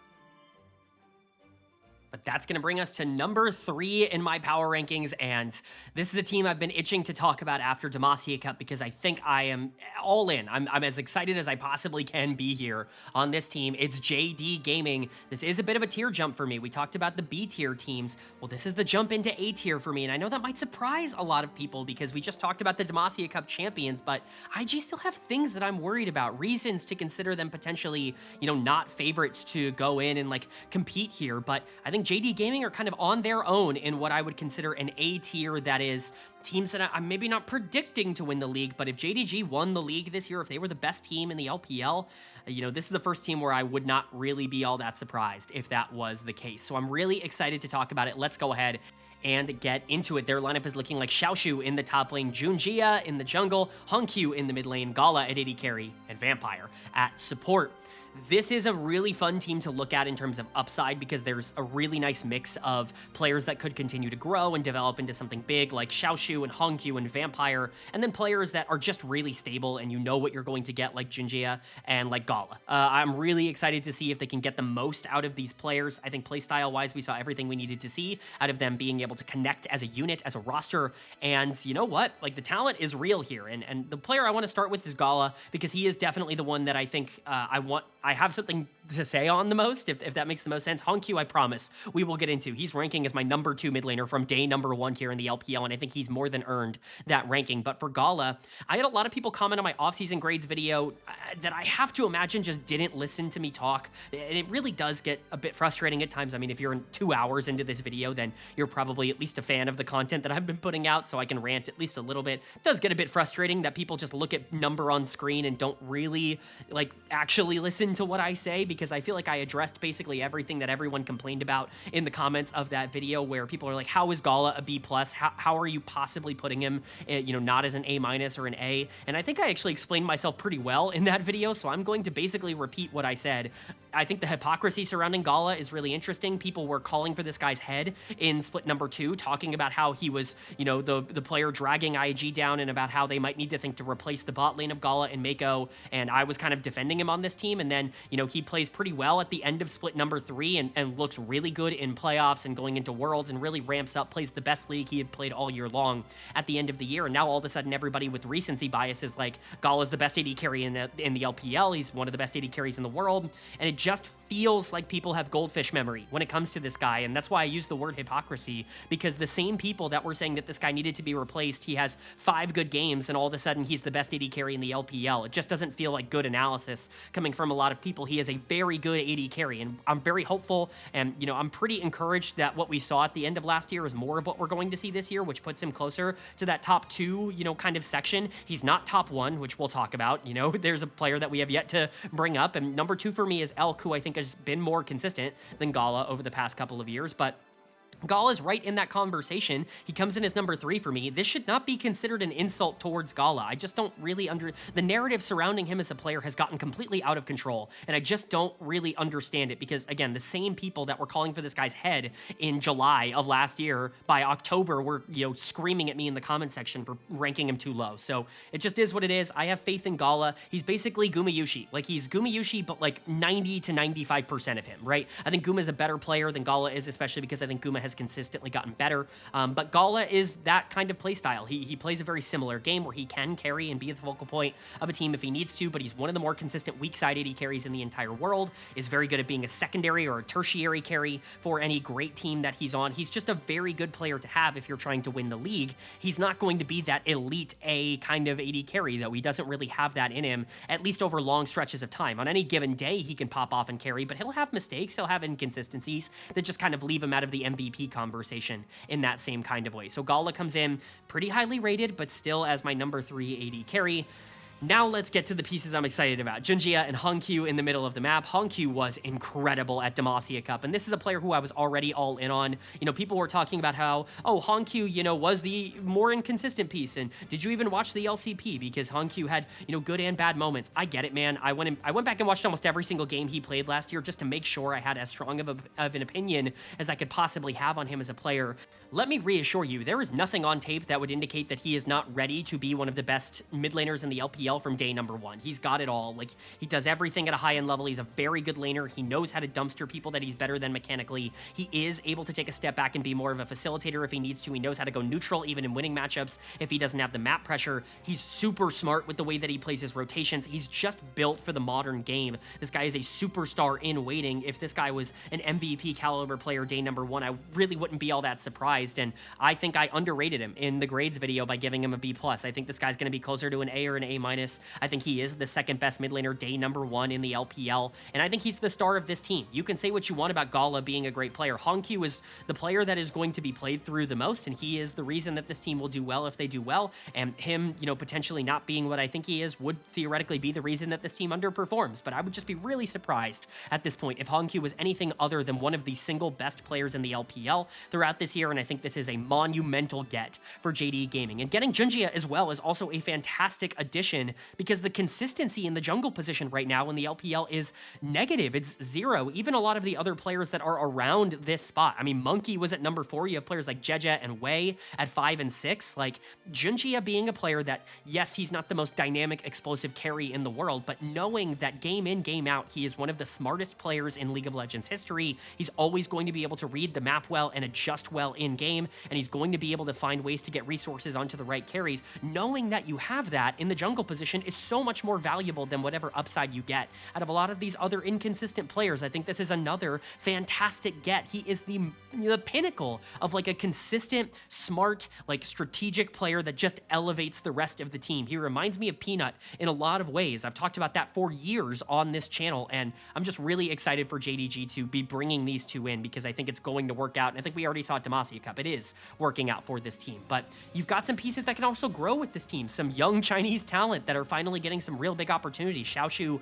of course, being the one returning member from last year, he showed everything he needed to show clearly on this team for them to give him another shot going into 2026. And while I don't think he's elite, I think top lane's pretty weak right now in the LPL. Not quite as weak as support, but still pretty weak. And I think a player like Xiaoshu, that's at the very least a very good laner, somebody who knows how to dumpster people in winning matchups and is very good to save like R5, counter pick 4. At least that is like a really elite trait that he has, even if he doesn't always know how to transition that into the later parts of the game. I do think there is a void right now near the top of the LPL for a top laner to potentially break themselves into, whether it's someone like Xiaoshu or Sheer, you know, whoever, right? Like, I think there's somebody that's going to break out this year. Xiaoshu's always been a player that I've liked on this channel. Him and Harry, ironically enough, kind of debuted around the same time in similar situations, and they kind of got compared a lot. Harry I was always against, and Xiaoshu I was always for. I'm still not sold that Xiaoshu was that elite level top laner right now, but could he get there by the end of the year? He could. I'm still betting against that. I think he's like a solid B player that is good to have on this team, that is very good in lane, but I think he is going to be still a little bit inconsistent, and you're kind of hoping that Vampire can build himself out of that role. Vampire has really impressed a lot of people, especially in split number 2 in the spring split last year for WE. Felt like he really kind of emerged as a player that, you know, we had talked about plenty of times on this channel. His biggest problem was that he had no competitive experience before being thrust into tier 1 for Edward Gaming, and he just kind of had to sink or swim, and he was the least valuable player in the LPL for about a year and a half, and then he started getting his feet under him, and a lot of the playmaking, you know, flashes that he would show started to get built upon, and they all kind of came to a head on WE, especially in that spring split last year. He was okay in split number 3, but it was really split 2 that I think really showcased what Vampire could be, and JDG now we're taking a punt that, yeah, that this final leap, this, you know, third year of Vampire is going to be the year that he becomes one of the best supports in the league. And you know what, with how weak support is right now in the LPL, it's hard to not believe that with this surrounding core, getting to play with Gala, getting to play with Junjia, that's not going to happen for Vampire. He has all the mechanical tools necessary. He has really good playmaking instincts. He's just not a consistent player at all, and we saw that in split 3 last year. I'm definitely not sold on this guy's current ability yet, but with the potential that he has, bringing him in is a good punt. Same thing for Xiaoshu, but with Junjia, Hongqiu, Gala as like your core, and with the performances we already saw out of this team at Demacia Cup, I feel more than confident enough to say that this is a team that you should expect to compete to win the LPL, that is a tier above even the other group ascend, like playoff caliber teams that we've already talked about, and a team that is going to be a pretty big favorite to be one of the teams that really represents the LPL well internationally this year. But that's going to bring us to number 2 in my power rankings, and this was arguably the best performing team from the LPL over the course of the entirety of 2025.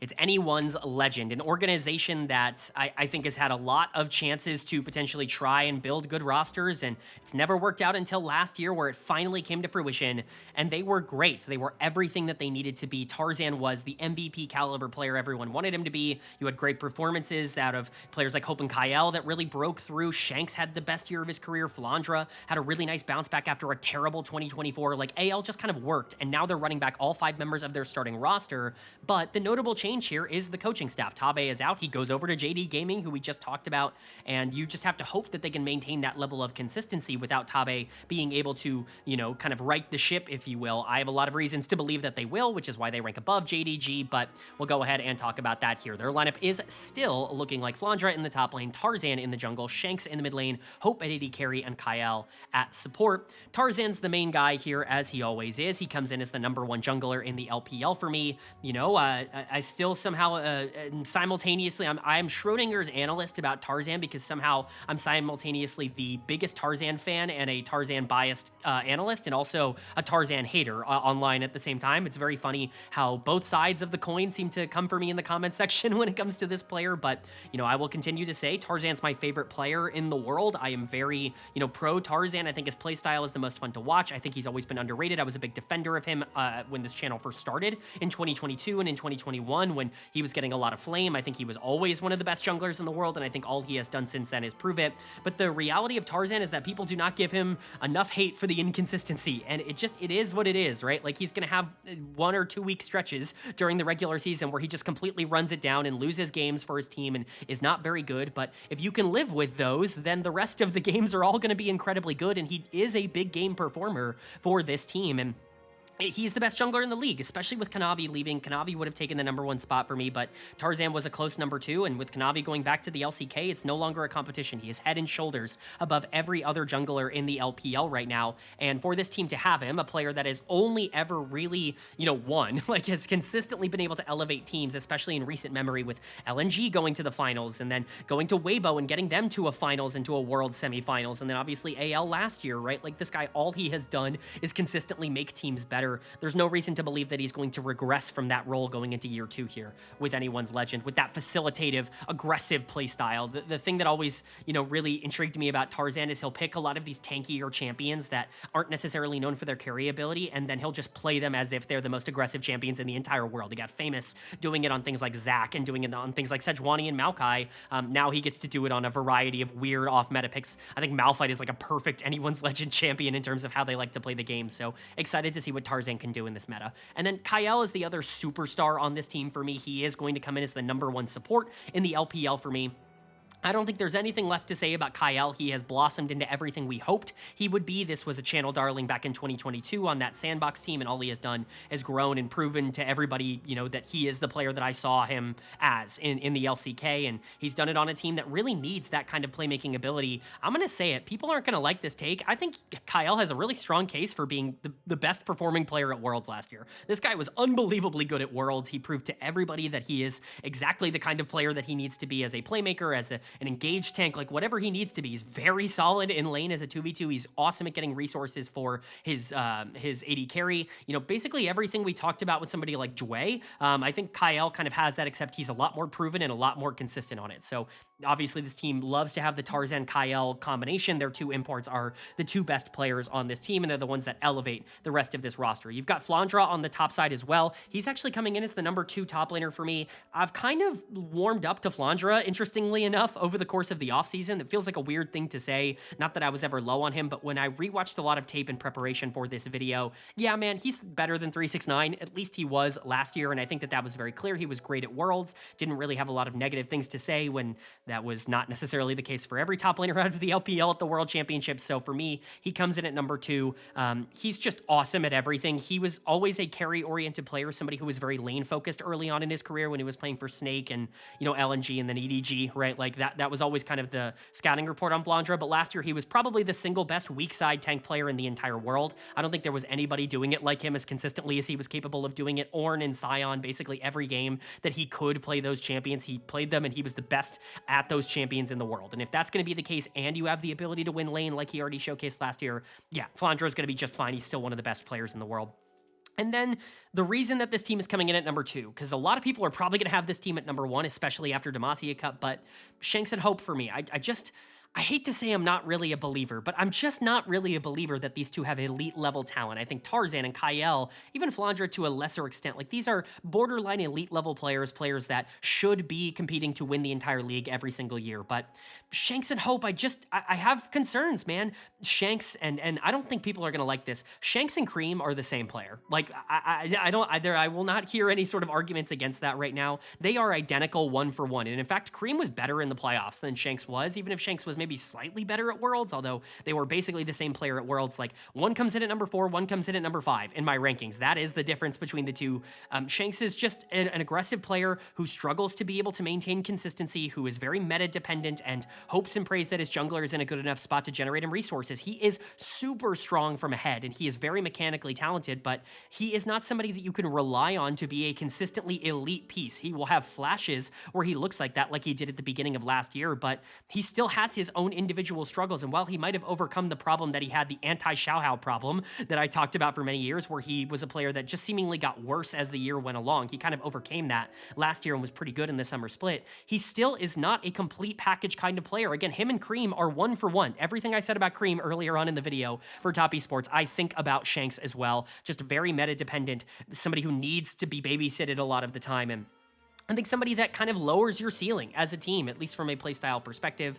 And then there's Hope as an AD carry, who I think also kind of falls into this, but I have to like Hope with how he played last year. This guy, I had some jokes on the channel about it. He was consistently the second best player on the Rift, no matter who was the best player on the Rift. It was very funny. He never really got any Player of the Series awards for me because he was always the second best player on AL, regardless of who ended up getting Player of the Series. But Hope is just your low ceiling, high floor AD carry. He's kind of the next evolution of what Light was for so many years in the LPL, where you just kind of know what you're going to get out of him. He's not really ever going to take over and be a superstar, but you're happy to have him if you have elite talent around him, and I think he pairs well with Kyle. But the problem with that is that when you go up against really strong international talent, we saw some problems with Hope, and we saw him not be able to generate resources in the 2v2, and I think all of that just kind of boils down to this idea that Tarzan and Kyle have to do so much for this team to carry them. I think that that's more than enough in the LPL to make them, you know, top 2 and borderline the best team in the entire league. But when you're talking about this team getting better, do I think they'll be better than what they were last year? It's hard to believe that losing Tabe and having another year where teams have more tape on them is going to make them, you know, the #1 team in the league again. I think that there is a bit of an upside ceiling here, and I wouldn't be surprised if this team did regress going into 2026. I still think that they are a borderline elite, you know, international caliber team, a team that can be top, you know, 2 or 3 in the world at any given moment. But I think that there are some more hurdles in the way, and I'm just interested to see how they end up performing. But that's going to bring us to #1 in my power rankings, the team that I am predicting will win the LPL Winter Split, and in my opinion, the most talented roster in the LPL. It's Bilibili Gaming. Demacia Cup be damned. I don't care that this team was absolutely atrocious at that tournament. I don't care that we've seen bad versions of players like Bin and On very recently. I have fictitious optimism towards what BLG will be, and I still believe that at least going into 2026, they have to be considered the team to beat in the LPL with their off-season changes, with the additions of Shun and Viper to this roster. Knight coming back, I think, will solidify a lot in the mid lane, and the hope and prayer is that the bot lane is going to look better than whatever they looked like at Demacia Cup, but I'll explain why. I think it's pretty reasonable to assume that whatever we've seen at the beginning of the year is just not real when it comes to BLG. Their lineup is looking like Bin in the top lane, Shun in the jungle, Knight in the mid lane, Viper at AD carry, and On at support. Of course, you know, 3 members returning from last year, Bin, Knight, and On. Shun coming back to BLG after being on JDG from last year. I'm sure walking back into that building and that organization was a very funny experience for a player who's had some, let's say, controversial moments with Bilibili in the past, you know, trying to poach players away from this organization. But, you know, there are so many reasons to like what this team brings, and again, I'll just get it out of the way now. The reason I'm not so concerned that Demacia Cup was a disaster for this team is because the top side actually played fine. Bin and Shun, I think, were actually okay. Bin was pretty good at the tournament, especially in lane, and Shun, I think, is, you know, he wasn't a problem. He wasn't making bad mistakes. The player who played by far the worst at Demacia Cup and really caused this team to lose a lot of games was Viper in the AD carry role, and I'm just going to be super real with you guys. That's not real. Like, Viper is fine. Like, he has been one of, if not the best AD carry in the world for years and years and years in a row now, no matter which region he's been in. I am not buying or believing this idea that Viper is regressing at all at the beginning of 2026. He's going to be just fine. He still comes in as my #1 AD carry in the LPL,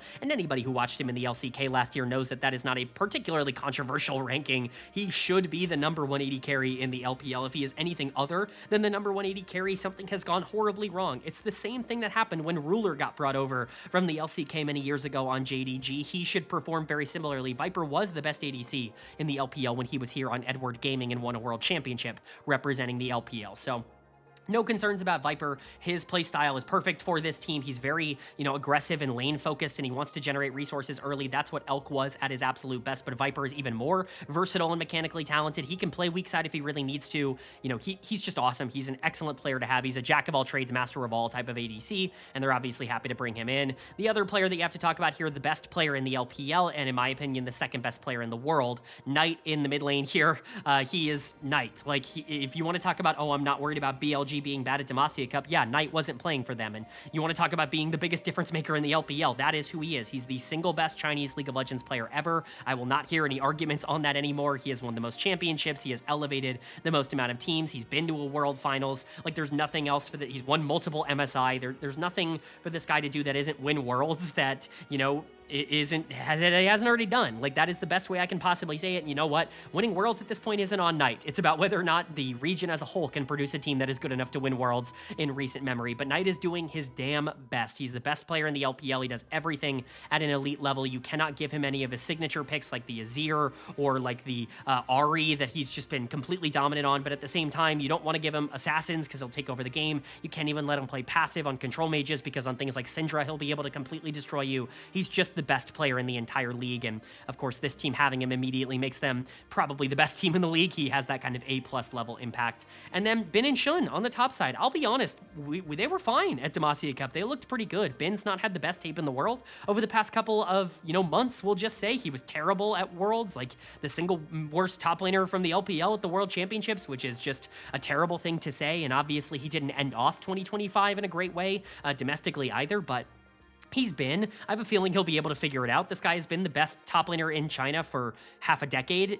Something tells me he's not just going to completely fall off a cliff. And even if he does, I need to see it for a second year before I just say that it's going to happen. I have more than enough faith that Bin is going to be able to bounce back. And then Shun, reuniting Shun and Knight, they were basically always going to play together. This trio of Shun, Knight, and Viper were basically always going to play together, whether it was here on BLG or on JD Gaming in the offseason. And Shun returning to BLG. This team was at their best and made a world finals with Shun as their jungler, and it really does feel like he unlocks Knight in a way that really helps out the rest of the team. He is the second best jungler in the LPL, only behind Tarzan, with Kanavi leaving. I think he was underratedly good last year. He was the best player on JDG over the course of all of 2025, and I'm hopeful he's going to be able to carry that aggressive carry mentality back over. Knight is so good on facilitators and control mages, and Bin doesn't really need any assistance. That Shun's desire and willingness to fight all the time in the early game and kind of be resource heavy actually really helps this BLG team. I think that they kind of found that a little bit in Shadow at the end of the year, but the reality of the situation is they've not had a player nearly as good as Shun in the building since he left, and it's huge to be able to bring him back. That was a call that I'm really excited to have been able to make. And then we'll talk about On. He's the last player to kind of discuss here. On is, propped up as the number 2 support because support is so bad in the LPL. I think it's possible that he gets overtaken, but he's just kind of the peak of a feast or famine support. He is like the best case scenario of what a feast or famine support can look like. And you can take the good with the bad on that, conversation. But like, people talk about players like Hillisang all the time and the impact that they can have on the game. On is basically the final form of that, where his best games are completely game warping. He will single-handedly win you games like without any second thought and do things that other supports in the world can only dream of doing, and his bad games are just as bad as anybody else and will actively lose games for teams. I still am an On believer. I think he was better last year than he got credit for. He especially was super important in this team winning the LPL in the summer split. They don't win the LPL, they don't have the playoff run that they have without On playing super well in that playoff run, even if he wasn't super consistent outside of that, and I will continue to stand on that. I think he's really important. He's struggled internationally to keep up with other top tier supports from the LCK, but there's only so much you can do in the LPL right now, and that feast or famine style should be good enough domestically to continue to elevate the rest of this roster. And if you don't have anybody that I think is lower than second best in their role in the entire league, On probably coming the closest to being below that, yeah, you're going to be the favorite to win the LPL. I'm sorry, it's just the way that it is. I really believe in this BLG team. I'm not buying the rumors of their demise. I think they've been greatly exaggerated, and I do think they should be favorites heading into 2026 in the LPL.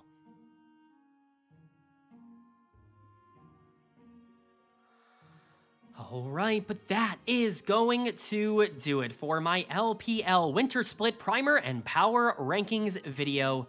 I do hope you guys enjoyed. Let me know what you agree with, what you disagree with down in the comment section below, both from a team grading perspective or a team ranking perspective or a player ranking perspective. I'm just so curious to know whether you guys agree or disagree with so many of the takes that were shared in today's video. Obviously, some pluses and minuses for a lot of these teams, but let me know who you think's going to be like actively competing to win the split and really push things forward for the LPL this year. Do you think these teams are going to be able to compete internationally? I'm so curious to know your thoughts on the entire region. Of course, I am still casting for the LPL, so that is the big plug at the end of today's video. Check out the links in the description to both the YouTube and the Twitch for LPL English. I will be on for the entire year, hopefully, in terms of being able to be a color commentator for them. I'll be covering the league every single week on this channel as well, doing weekly recaps as I always have. So if you're a big LPL fan, stick around on this channel. And if you're a big fan of LoL Esports and other regions as well, and you liked this video, you liked the way I present information, then stick around on the channel for my coverage of 3 other regions, the LCS, which is now back, the LEC, and then of course the LCK. Cover all 3 of those. They'll have very similar videos to this coming out before their splits start. And then we'll be covering all of those leagues weekly on this channel throughout the entirety of the year, as we have always done. Hit subscribe and hit that bell if you are interested in sticking around for that kind of content. But with all that being said, I hope you all are having a great day. I hope you continue to have a great day, and I will see you all